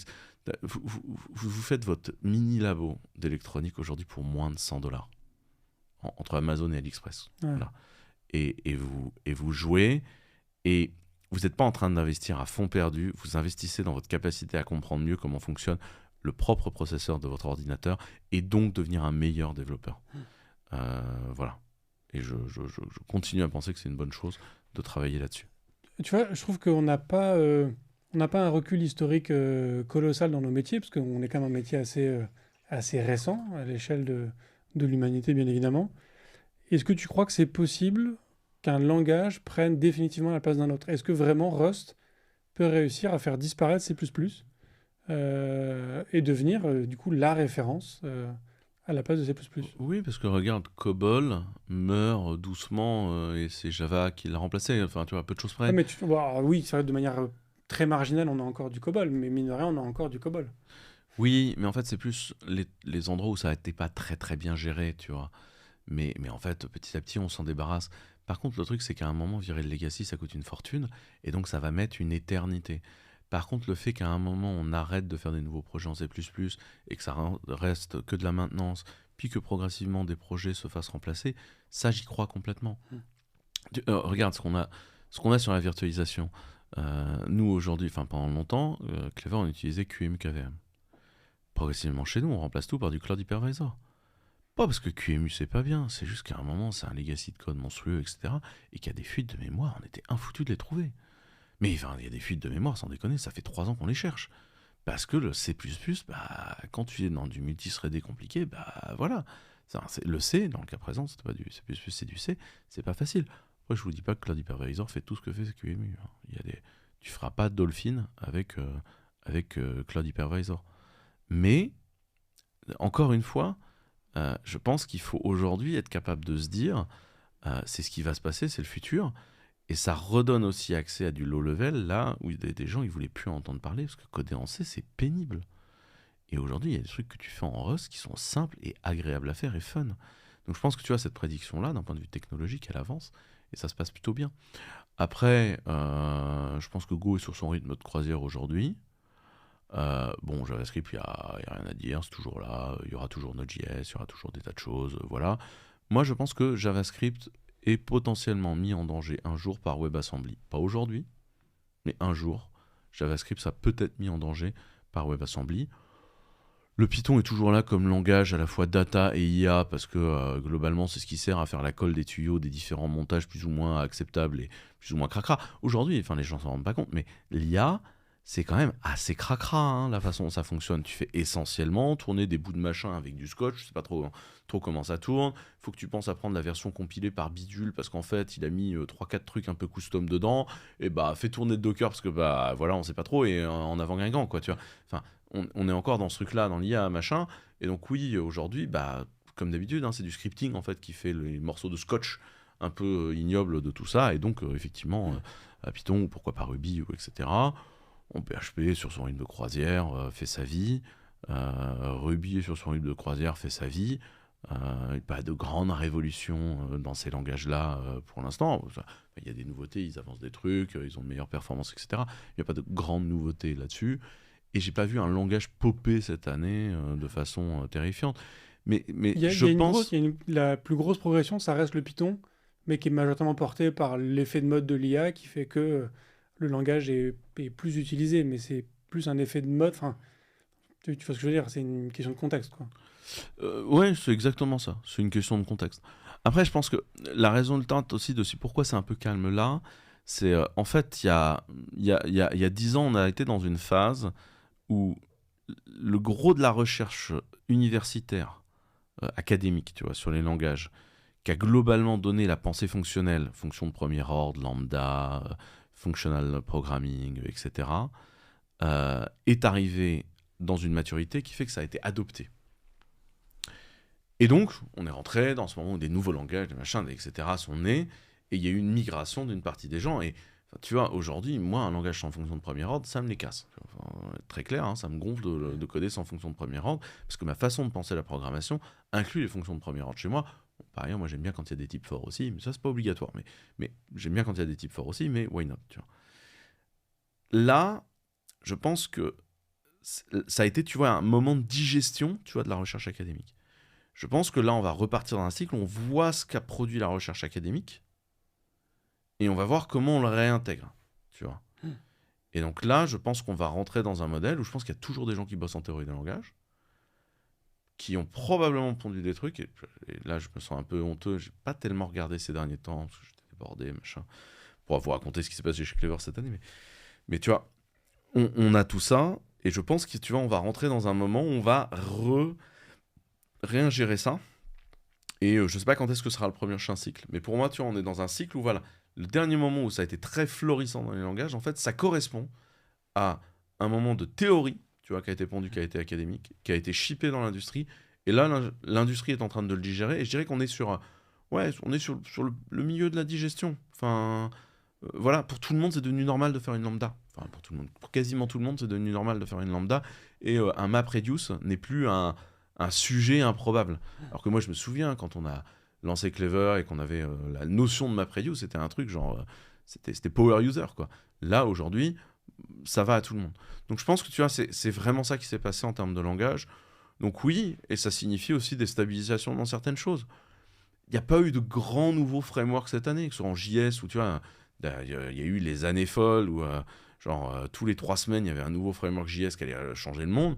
Bon, voilà, là, on est globalement sur l'idée des composants. Alors après, il y a des guerres de chapelle encore sur le web composant, machin, React, Lit, Visual, enfin, chacun fait sa vie. Mais il n'y a pas de nouveau framework structurant fondateur qui est sorti et qui a eu le vent en poupe. Je ne dis pas qu'il n'y a personne qui n'a rien sorti, hein, voilà, sur le sujet.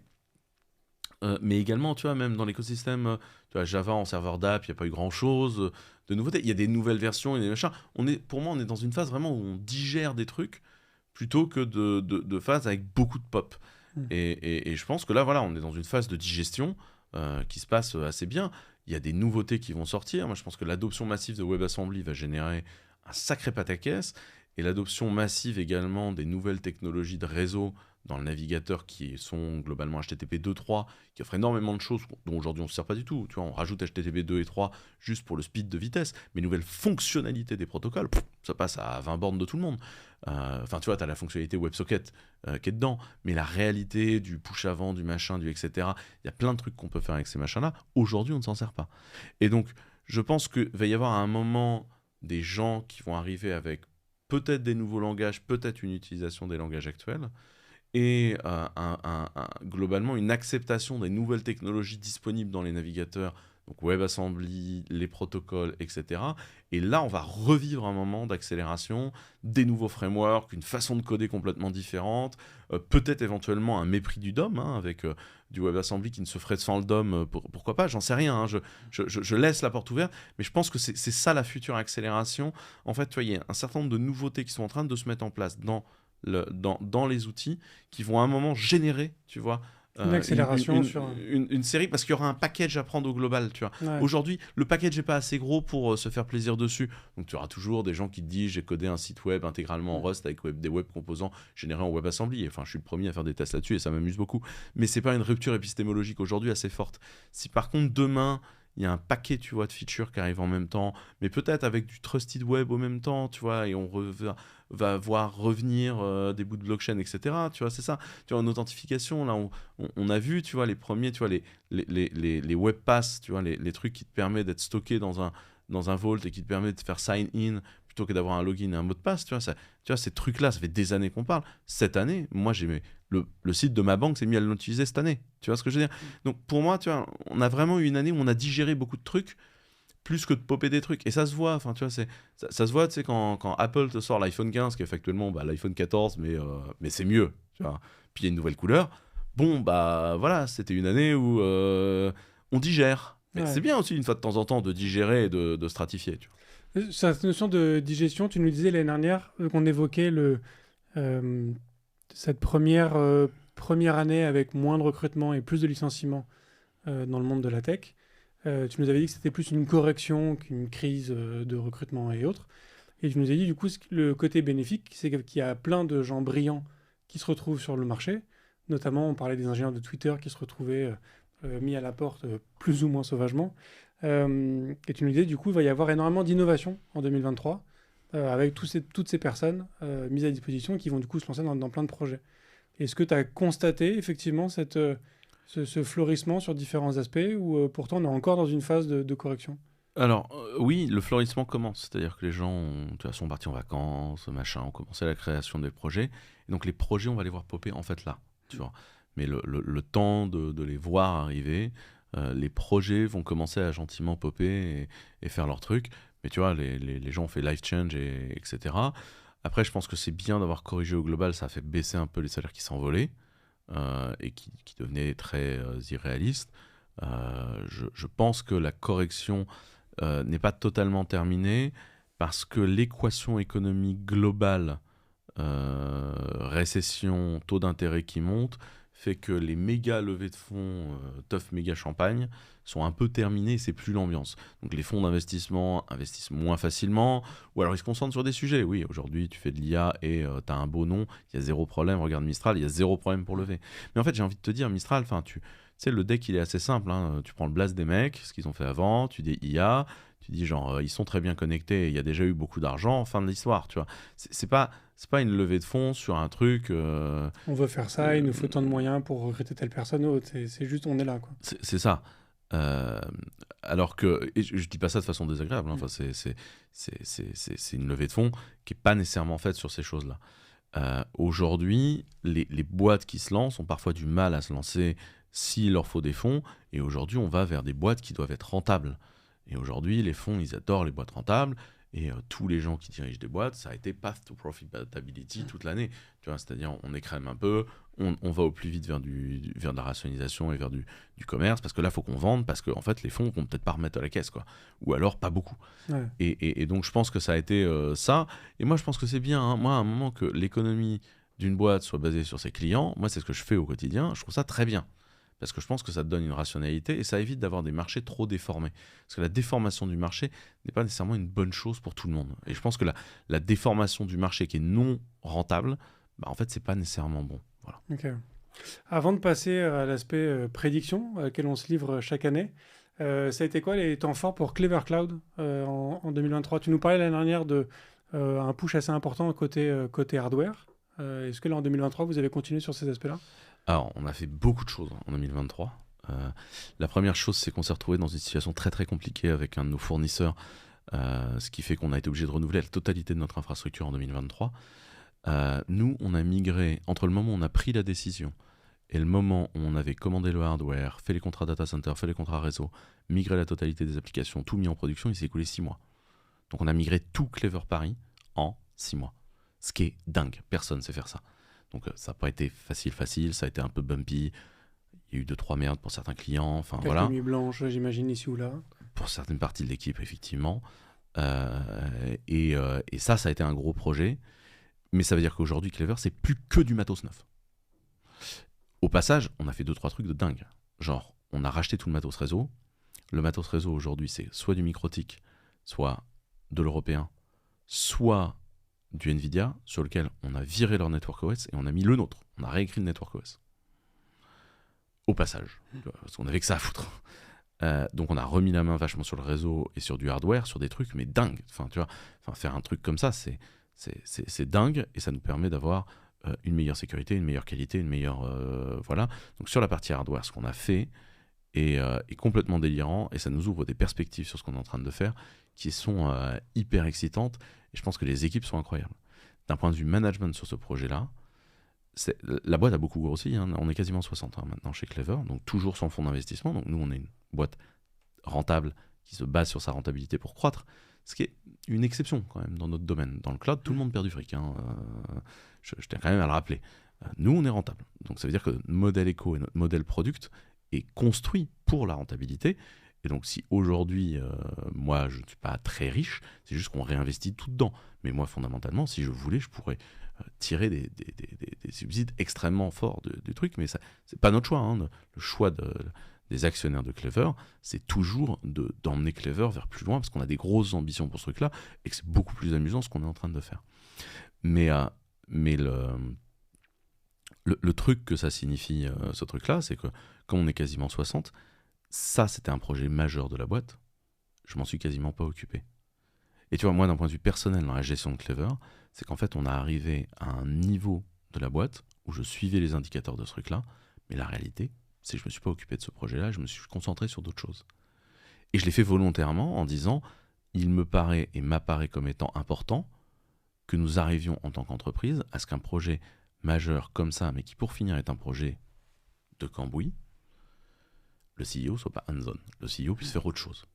Donc c'est aussi une évolution, tu vois, managériale et structurelle de la boîte qui est intéressante dans son approche.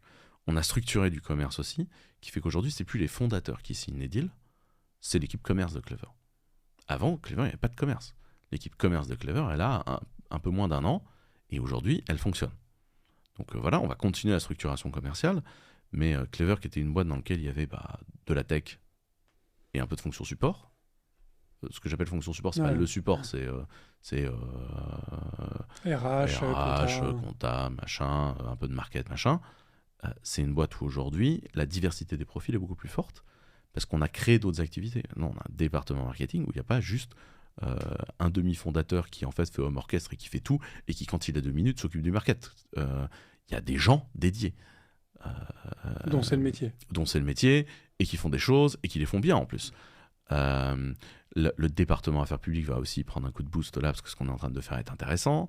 On a un département juridique, je dirais, il n'y a pas juste une personne au département juridique. Enfin, tu vois, on structure les choses et on a une boîte, qui est alors 60, en fait, c'est un chiffre de merde. T'as à la fois une grosse boîte et une petite boîte, donc t'as des désavantages des deux. Là, il faut qu'on continue à croître parce que sinon, en fait, on va se prendre les pieds dans le tapis. Mais entre le fait qu'on ait beaucoup migré, ce qui veut dire qu'on a nettoyé, il n'y a plus du tout de legacy, quoi. C'est-à-dire les vieux machins que t'as fait, tu sais, à un moment en disant genre oui, on fait ça comme ça temporairement, puis en fait, le temporaire s'écrase dans la durée, etc. Machin. Tout ça, on a giclé. Là, on a que du neuf, que du propre, que du industrialisé. Donc ça, c'est extrêmement excitant ce qu'on est en train de faire. Le fait qu'on ait énormément porté la capacité de Clever à s'installer sur d'autres clouds fait que là, on va bientôt lancer des zones sur d'autres clouds que d'autres. Et donc, faire cette promesse de dire Clever Cloud, c'est le lingua franca du cloud computing, notamment européen, qui est un truc hyper cool pour les gens. Enfin, tu te déploies sur Clever Cloud, tu peux le mettre chez OVH, tu peux le mettre chez machin, tu peux le mettre chez truc, tu peux revenir chez Clever Cloud, tu peux le mettre en Edge chez toi, tu peux le mettre en on-premise chez toi. On a le produit Edge qui a vachement avancé. On a 2 gros clients sur Edge aujourd'hui. On va bientôt annoncer ce produit-là, tu vois, qui te permet d'avoir une box avec du mini Clever et de la capacité de synchro de données, etc. dessus, qui est une box en plus qui est fabriquée en France, qui est intéressante. Enfin, tu vois, on a des produits aujourd'hui qui sont dingues, qui se développent, qui sont très cool. Après, tu vois, on a passé une grosse année R&D avec beaucoup de trucs qui ont du mal à shipper. En plus, cette énorme migration qui, du coup, a beaucoup mobilisé les équipes. Donc, on a du mal à sortir les nouveautés, tu vois. Mais là, on a de la R&D, on a du futur produit, on a des nouveaux trucs qui arrivent et qui sont dans les starting blocks. Et surtout, on a une construction d'entreprise où voilà, on a digéré un peu le coût de croissance jusqu'à 50 personnes. Alors, on ne s'arrête pas, on va continuer vers plus loin, mais tu vois, on continue cette croissance-là et cette capacité à avancer et à construire des équipes plus grandes, plus pérennes, plus intéressantes et à intégrer de nouvelles personnes. Tu vois, on a créé un nouveau département Alliance qui est dirigé par notre nouveau cloud diplomate, qui est Jean-Baptiste Piacentino, qui est un mec qui est un ancien de Mozilla, qui est le mec qui a découpé en fait la fondation Mozilla Firefox et Thunderbird, pour que Thunderbird ait sa propre fondation et fasse son truc et tout, qui est quelqu'un, tu vois, d'expérience, etc. Donc tu vois, on a plusieurs gros recrutements qui ont eu lieu cette année, on va en annoncer d'autres dans les temps qui viennent. Tu vois, on continue à faire progresser des trucs comme ça, qui nous permettent de dire, voilà, on se positionne sur les choses, et on est là pour répondre à vos besoins, on est là pour répondre aux besoins aussi des clients, des fois, en amenant les technologies d'OVH, de Scaleway, etc. Moi, je suis en contact avec tous ces gens-là et on avance. On a même réussi tous ensemble cette année à imposer un truc qui s'appelle le comité stratégique de filière du numérique de confiance, qui est un truc où il y a pas seulement le cloud, mais également l'IA de confiance, le quantique de confiance, etc. Où tu vois, les pouvoirs publics reconnaissent qu'il y a une filière. On a créé un contrat de filière cette année. Ça a été long, compliqué, des négociations, machin. Là, il va être signé. Enfin, je ne sais pas exactement quand, il y a encore un peu de... Voilà, mais il va être signé. On a fait tous ensemble ça, ce qui correspond aussi à la structuration, tu vois, d'un écosystème. Et ça, je dirais, même nous, le fait qu'on soit capable d'y prendre place, c'était quelque chose qui n'aurait pas été possible avant, parce que tout simplement, il fallait que le CEO il aille fixer des bugs dans du JS, quoi. Ouais. Alors que là, moi, j'ai pu passer des fois des journées entières à bosser sur ces sujets-là. Donc je pense que la structuration de la boîte et la façon dont on fait avancer les choses est hyper intéressant. Et moi, j'espère que ça enthousiasme les gens, ce qu'on fait. On continue à réaliser des trucs en open source. On continue à pousser des choses. Tu vois, on a gagné nos premiers gros deals avec nos gros intégrateurs aussi. On est en train de mettre en place une formation certifiante pour des gens autour de l'administration d'un Clever Cloud on-premise ou l'utilisation du Clever Cloud en tant que développeur. On est en train de mettre en place des choses qui, à mon avis, nous permettront de changer de dimension. Donc, moi, ça a été une année passionnante, extrêmement difficile physiquement. Ça a été... Enfin, c'est fatigant ce qu'on fait, mais c'est une année qui est extrêmement intéressante, je trouve, à vivre. Et ce qu'on est en train de faire ouvre énormément de perspectives. Je sais pas si... Enfin, je pense que cette année, on a beaucoup fait des choses qu'on pouvait pas trop dire à l'extérieur. Voilà, donc ça a été pas nécessairement très bien compris de ce qu'on faisait de l'extérieur, mais ce qu'on est en train de faire est délirant. Et la technologie qui est sous-jacente, que ce soit en database, où on a une database multi-tenant, multi-zone, qui est un truc mais de dingue, ce qu'on est en train de sortir, qui est vraiment fait pour aller à la compète d'un AWS Athena, d'un Google Spanner ou d'un Snowflake. Tu vois, ce qu'on est en train de sortir est enrichissant, et surtout, c'est des technologies qui sont excitantes. Et donc, en fait, le fait de bosser en ce moment chez nous est excitant intellectuellement. Et donc, je pense que c'est un truc qui fait du bien, quoi. Ouais. C'est effectivement, vous avez des projets que je trouve toujours fascinants. Je crois que je te le dis chaque année, mais j'ai reçu plusieurs personnes de Clever Cloud à ce micro. À chaque fois, c'était des conversations passionnantes, hyper riches, et je pense que vous avez effectivement une équipe qui est absolument ouf. Pour terminer rapidement, parce qu'après on va bientôt se faire virer du studio. L'année dernière, dans les prédictions, tu nous avais prédit que ce serait l'année du desktop Linux.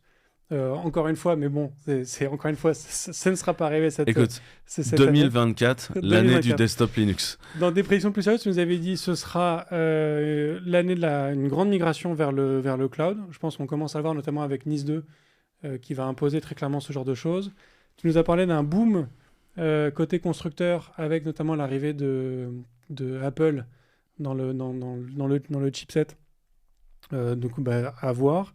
Tu nous avais dit que la 5G allait remplacer le Wi-Fi, que la suprématie des GAFAM allait vaciller, que le machine learning allait se multiplier dans le métier de dev. Il y a du juste et du moins juste. Le machine learning dans le métier de dev, je pense que c'est bon. Les GAFAM qui vacillent, c'était peut-être plus un espoir qu'une réalité. Ouais. Néanmoins, je pense qu'il faut continuer à avoir cette prédiction-là, parce qu'en fait, la réalité, c'est que de plus en plus, ils sont irritants. Le truc, c'est que j'aimerais réellement que dans notre écosystème, on arrête de croire et d'être défaitiste, tu vois. Moi, quand je vois qu'on a quand même... moi, si je prends le sujet du cloud computing, le cloud computing, c'est quand même un truc, on double tous les ans le marché, quoi. Et quand on me dit, écoute, le marché, il est plié, non, c'est un blue ocean. Tout reste à faire. Vous voulez être sûr de perdre la guerre ? On ne met pas d'armée sur le terrain de bataille. Et puis, il y a encore 80% des boîtes qui ont des serveurs hébergés chez eux, dans des data centers, dans des racks plus ou moins fiables. Enfin, c'est encore... Exactement. Donc, pour moi, le marché est clean. Et la première chose que je dis à tout le monde, c'est arrêtez de croire que c'est plié. C'est de la com. Vous vous faites bananer, en fait. Vous faites bananer en vous disant non, le marché est plié, alors qu'en fait, il ne l'est pas. Donc ça, c'est le premier truc là-dessus. Est-ce que les GAFAM vont vaciller ? Aujourd'hui, voilà, la première application du DSA-DMA a été mise en place sur Twitter, parce que c'est outrecuidant. Je pense que ça va continuer à fight. Je pense que ça va continuer à fight, que la posture d'Apple sur sa marketplace va continuer à être remise en cause. Et je pense que ce qui pend au nez de Google sur son attitude sur la pub et sur sa manipulation du tarif de la pub, et je ne sais pas si ça va pour cette année ou l'an prochain, mais Google finira avec un procès extrêmement compliqué où on est à la limite de l'arnaque sur la façon dont Google gère les prix de la pub. Ils ont déjà un procès aux États-Unis pour collusion avec Facebook et de manipulation des prix de la pub qui démontre des choses. Je pense que les faits vont continuer à sortir et que les choses vont pas être très agréables pour eux. Après, Microsoft qui te fait de la vente liée comme d'habitude, Azure, Office 365, etc., ils sont dans leur push. Après, là, Microsoft, ils ont fait une très très bonne année. OpenAI, Microsoft, Tagada, ça va, les mecs vont bien, quoi. Donc ça, après on verra s'il y a du backfire. Je dirais que la boîte qui a moins brillé cette année et qui va probablement revenir sur le devant, c'est Amazon. Amazon, ils ont vraiment été dans une année de stabilisation. Ils n'ont pas lancé grand-chose, ils n'ont pas fait grand-chose d'incroyable. Par contre, ça veut dire qu'ils préparent quelque chose. Je n'oserais penser le contraire. Après, pour moi, il y a dans les GAFAM une seule boîte où je me pose désespérément la question de qu'est-ce qu'elle fout et dans quel sens, c'est Facebook, qui pour moi est dans cette posture un peu... Je comprends pas où ça va, pourquoi et dans quel sens. Je comprends toujours pas. Donc on verra ce que ça donne cette année, mais j'ai pas l'impression qu'il y ait de réponse en fait chez Facebook à apporter sur ce sujet-là. Donc voilà, sur la remise en cause des GAFAM.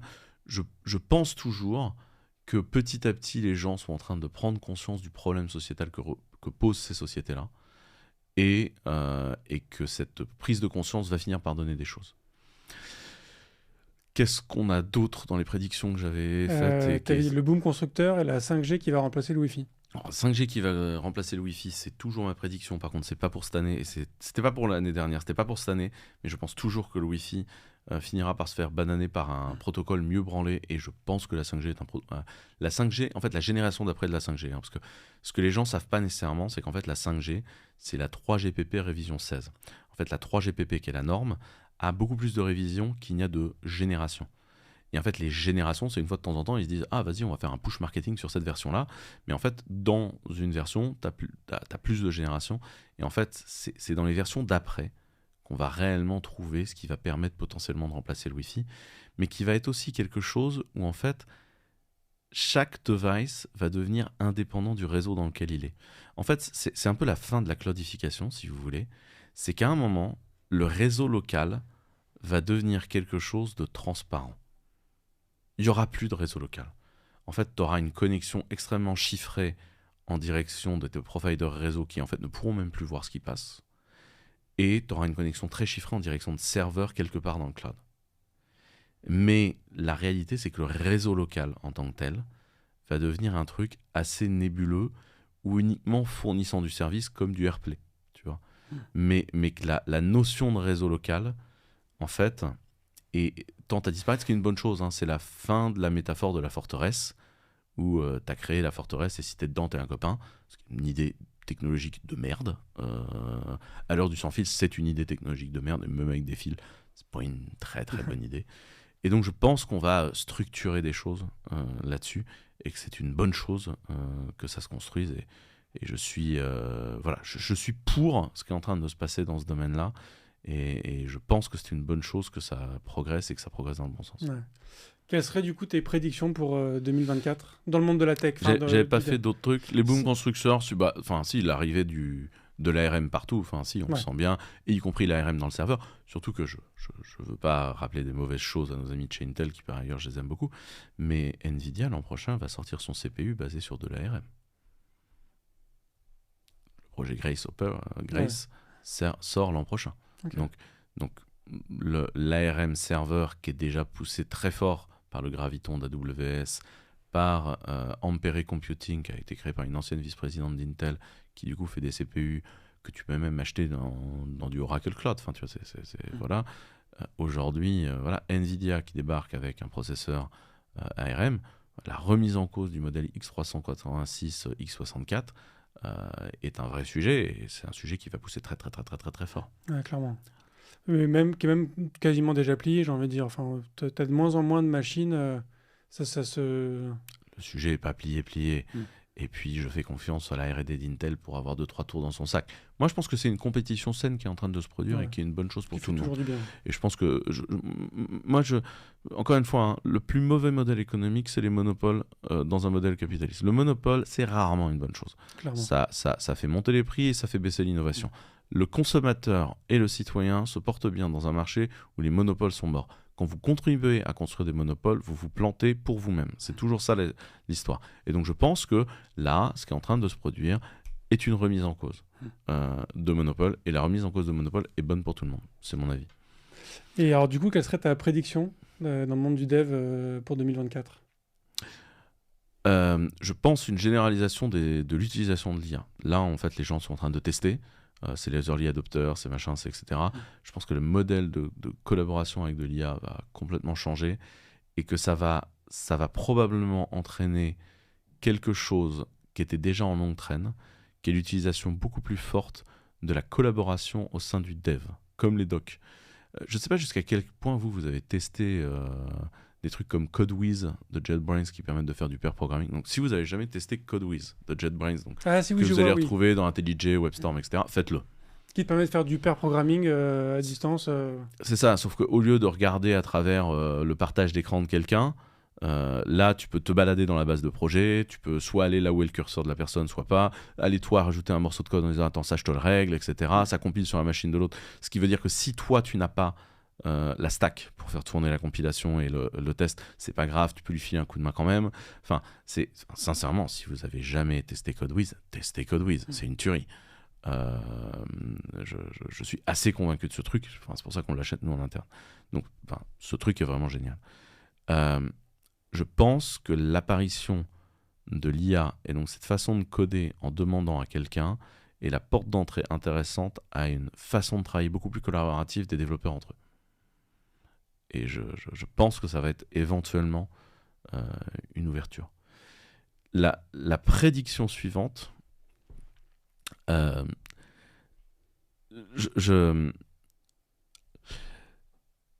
l'avais et je l'ai buggé. Je l'ai buggé complètement. Je pars à la prédiction d'après et puis j'y reviendrai. Je pense qu'on va vers une remise en cause des modèles traditionnels de l'open source. Ces dernières années, et notamment cette année, on n'en a pas parlé dans les grosses actus, c'est quand au bout d'un certain nombre d'autres acteurs, HashiCorp a basculé également sur un modèle de licence, disant oui, mais si vous voulez vendre exactement notre truc en prenant notre possibilité de blé, c'est plus open. Globalement, c'est ça la Open Business License, qui est la protection de la valeur. En fait, c'est toi, ta valeur en tant que recherche, qu'est-ce que c'est ? Et c'est, en fait, pour moi, ça correspond à un truc dont je parle également quand j'ai fait mes confs en santé, où j'expliquais que la santé allait se retrouver bouffée par les modèles open source, que ce soit parce qu'on va essayer de faire avec Maker, ou que ce soit dans d'autres trucs, parce que, en fait, tu crées un commun numérique, pas nécessairement numérique d'ailleurs, tu crées un commun et chacun ramifie sa valeur dessus, et en fait, tu progresses plus vite comme ça, et il y a des choses que tu verses au commun, et il y a des choses que tu veux garder pour toi, parce que sinon, tu n'as pas de modèle éco. C'est comme moi, les gens qui me disent, oui, mais si Clever Cloud était open source, on l'utiliserait. Je dis, ok, ça me fait une belle jambe, tu me paierais. Non, je ne vais pas vous mentir, moi, il faut que je mange, une fois de temps en temps. Je sais que j'ai perdu, je mange moins, peut-être, mais il faut que je mange. Et donc, ce truc-là, qui est la question de la valeur ajoutée du soft. Et comment tu le maries avec l'open source. Et je pense que ça va relancer un débat qui était un peu sclérosé à un moment, et qui est de dire comment tu intègres l'open source comme modèle économique, autrement qu'en disant la solution c'est des formations et du service en plus. Pour moi, on va être dans du modèle où tu as des communs qui sont open, des trucs qui sont moins open et que tu gardes closed, etc. Et on va ouvrir beaucoup plus le champ des possibles de ce qui est rationnel et possible à faire entre nous, et je pense que c'est une bonne chose. Moi, ce que j'ai tendance à dire, c'est open source, et notamment c'est ce qu'on fait chez Clever, on est des gros contributeurs à beaucoup de choses, soit des projets à nous, soit des projets à d'autres, mais pas open product. C'est-à-dire que moi je suis pas là pour vous fournir un Clever Cloud où tu le télécharges, tu le lances et ça marche. D'abord parce que pour faire ça sur un produit complexe, c'est énormément de boulot, et qu'en fait Clever est pas fait pour ça. Clever est fait pour fonctionner sur des environnements où faut être formé pour les faire fonctionner, voilà. Mais surtout, en fait, ça m'interdit à moi de trouver un modèle éco. Et comme il y a un resserrement des fonds, notamment VC, le moment où c'était prenons un projet open source avec beaucoup de contributions, beaucoup de hype, et on met beaucoup d'argent, puis on verra bien, là, il faut que les gens trouvent un modèle éco. Et donc, il y a resserrement, il y a de dire, là, tous ces gens-là tapent dans notre business, on ne peut pas prendre de business, c'est insupportable, donc on resserre le modèle de licence. Et je pense que ça va être une tendance là qui va poser la question de comment on utilise l'open source de façon vertueuse pour les gens qui le produisent, pour l'économie, etc. Et il ne faut pas le prendre comme quelque chose de négatif, il faut le prendre comme étant une question posée sincère et intelligente qui dit comment on rémunère les gens qui font le taf, tout en gardant cette capacité-là d'avoir des communs qui permettent à la majorité d'innover et de construire au-dessus. Parce qu'en fait, ces communs-là deviennent des standards qui permettent de construire des choses plus intelligentes, etc. Donc ça, je pense que c'est un vrai truc et c'est un package. La prédiction suivante sur les services de cloud, c'est la mise au legacy de l'IaaS. L'infrastructure as a service qui correspond globalement à j'ai une VM dans le cloud, mais après je la gère à la papa, progressivement se fait remplacer par des services de plus en plus managés, du platform as a service, du function as a service, du database as a service, ou des services data, des services sous forme d'API, des services sous forme... Et voilà, donc ça crée une stickiness, clairement, ça crée une adhérence en fait au service que tu utilises, mais en général, ça te crée aussi de la capacité de scalabilité, ça te crée de la vélocité de développement, ça te fait une réduction de ta facture, etc. Et donc je pense qu'on entre dans une ère où on va vers du vrai cloud. Sans vouloir plastronner, moi j'ai toujours vendu ça chez Clever Cloud comme étant le vrai cloud. C'est ça, c'est pas booter des machines virtuelles. Le vrai cloud, c'est offrir du service supplémentaire aux développeurs. Mais là, ce que je vois, c'est que tout le monde est en train de basculer vers ces modèles-là, ce qui, à mon avis, est sain et intéressant pour tout le monde et va générer ce genre de choses. Et donc, je pense que ça, c'est bon et positif pour nous tous. Carrément. C'était un peu ma prédiction de l'année dernière, de dire que justement, qu'on allait faire de moins en moins d'applications où tu fais tout et que tu allais en fait de plus en plus utiliser des services et que en fait, tu te concentres de plus en plus sur uniquement là où tu apportes de la valeur. Si tu y réfléchis, ça correspond à une vague qui a tenté de vivre et qui n'a pas nécessairement complètement marché, qui était le mash-up. Je pense que le mash-up n'a pas marché parce que les technologies qui étaient sous-jacentes et le fait que ce soit agréable à utiliser étaient un peu pétés. Et du coup, c'était souvent un peu glimpsy, tu vois, comme applicatif. Ça marchait moyennement cool, tu vois. Mais en fait, là, je pense que les ingrédients technologiques sous-jacents sont bien meilleurs. Et donc, potentiellement, on va vers ça. Et donc vers une ère aussi où le développement va plus vite et on considère le code comme étant beaucoup moins patrimonial. Et tu sais, comme je l'ai écrit dans l'article sur la dette technique n'existe pas, ce ne sont que des lignes d'investissement et donc comment elles se rentabilisent, beaucoup plus vers des lignes, des fois court terme d'investissement qui font leur rentabilité et qu'on claque. Et ça, je pense que c'est un truc qui est réel et possible et qui n'est pas inintéressant et qui va avoir lieu dans le temps. Ouais. Moi, c'est la prédiction que je ferais. Alors, je suis d'accord avec toi sur la partie IA, que ça va effectivement changer le métier de dev. Je pense surtout que cette explosion de la recherche sur les LLM va avoir un effet de bord sur tous les autres types d'IA qu'on a. Et je pense qu'en 2024, on va enfin commencer à sortir des LLM, parce qu'on a parlé quasiment que de ça en 2023. On va sortir un peu de ce type d'IA et on va commencer du coup à voir de l'IA arriver de manière beaucoup plus qualitative sur plein d'autres sujets que l'IA. Je ne sais pas si ça impactera forcément le métier de dev, mais je pense qu'il y a beaucoup de choses qui vont sortir en dehors de ça. Alors, à bas bruit, parce qu'on a beaucoup parlé des LLM, mais à bas bruit cette année, les modèles autour de la vidéo et de l'image qui permettent de faire du ménage, c'est beaucoup moins marrant, c'est beaucoup moins wow effect, etc. Parce qu'en fait, ça ne fait jamais que le boulot qu'avant te faisait ton mec sur Photoshop. Donc voilà. Mais en fait, ça marche aujourd'hui. Et ça pose des grandes questions dans les agences de créa, de design, etc. Parce que ça va beaucoup plus vite, ça coûte beaucoup moins cher, machin. Et ça, c'est déjà ça. Et si tu réfléchis, c'était l'année d'avant, c'était Stable Diffusion, etc. Voilà, donc ce que tu dis, je pense qu'on va vers une industrialisation autour des LLM beaucoup plus carrée, beaucoup plus... Voilà, et je pense que d'autres modèles vont exploser, mais je pense qu'effectivement, on va rediriger une partie du power dessus, et que ça va être assez dingue. Ouais. Merci beaucoup, Quentin, pour ce bilan. C'était avec un grand plaisir. Comme d'habitude, Bruno, merci de m'avoir... reçu. J'espère avoir été clair et avoir été intéressant pour les auditeurs. Je vous ai encore fait un épisode 14 fois trop long, je suppose. Un peu plus long que d'habitude, mais on a l'habitude. Merci à tous en tout cas d'avoir écouté cet épisode ou assisté à cet épisode jusqu'au bout. On vous souhaite bien évidemment une excellente année 2023. Et on se retrouve du coup 2024. 2024, exactement. Et on se retrouve l'année prochaine avec Quentin pour faire le bilan de cette année qui nous attend. Je vous souhaite une très bonne fin de journée, une très bonne année 2024. Et d'ici là, codez bien. Attends, c'est où ? C'est là. Tac. Tac.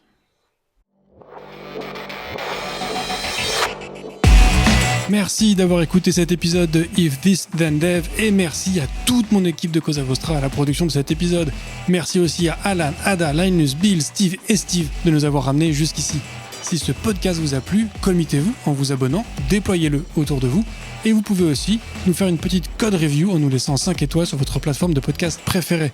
La conversation continue bien sûr avec vous sur Twitter, LinkedIn, Facebook, Instagram, chacun sa techno, @ifthisdendev ou @bibir, BIBEAR. Vous retrouverez aussi tous nos épisodes sur notre site iftttd.io. Et enfin, si vous avez besoin d'une agence pour vous accompagner ou si vous souhaitez rejoindre une équipe tech passionnée et passionnante, écrivez-moi sur bruno@cosavostra.com. Merci à tous.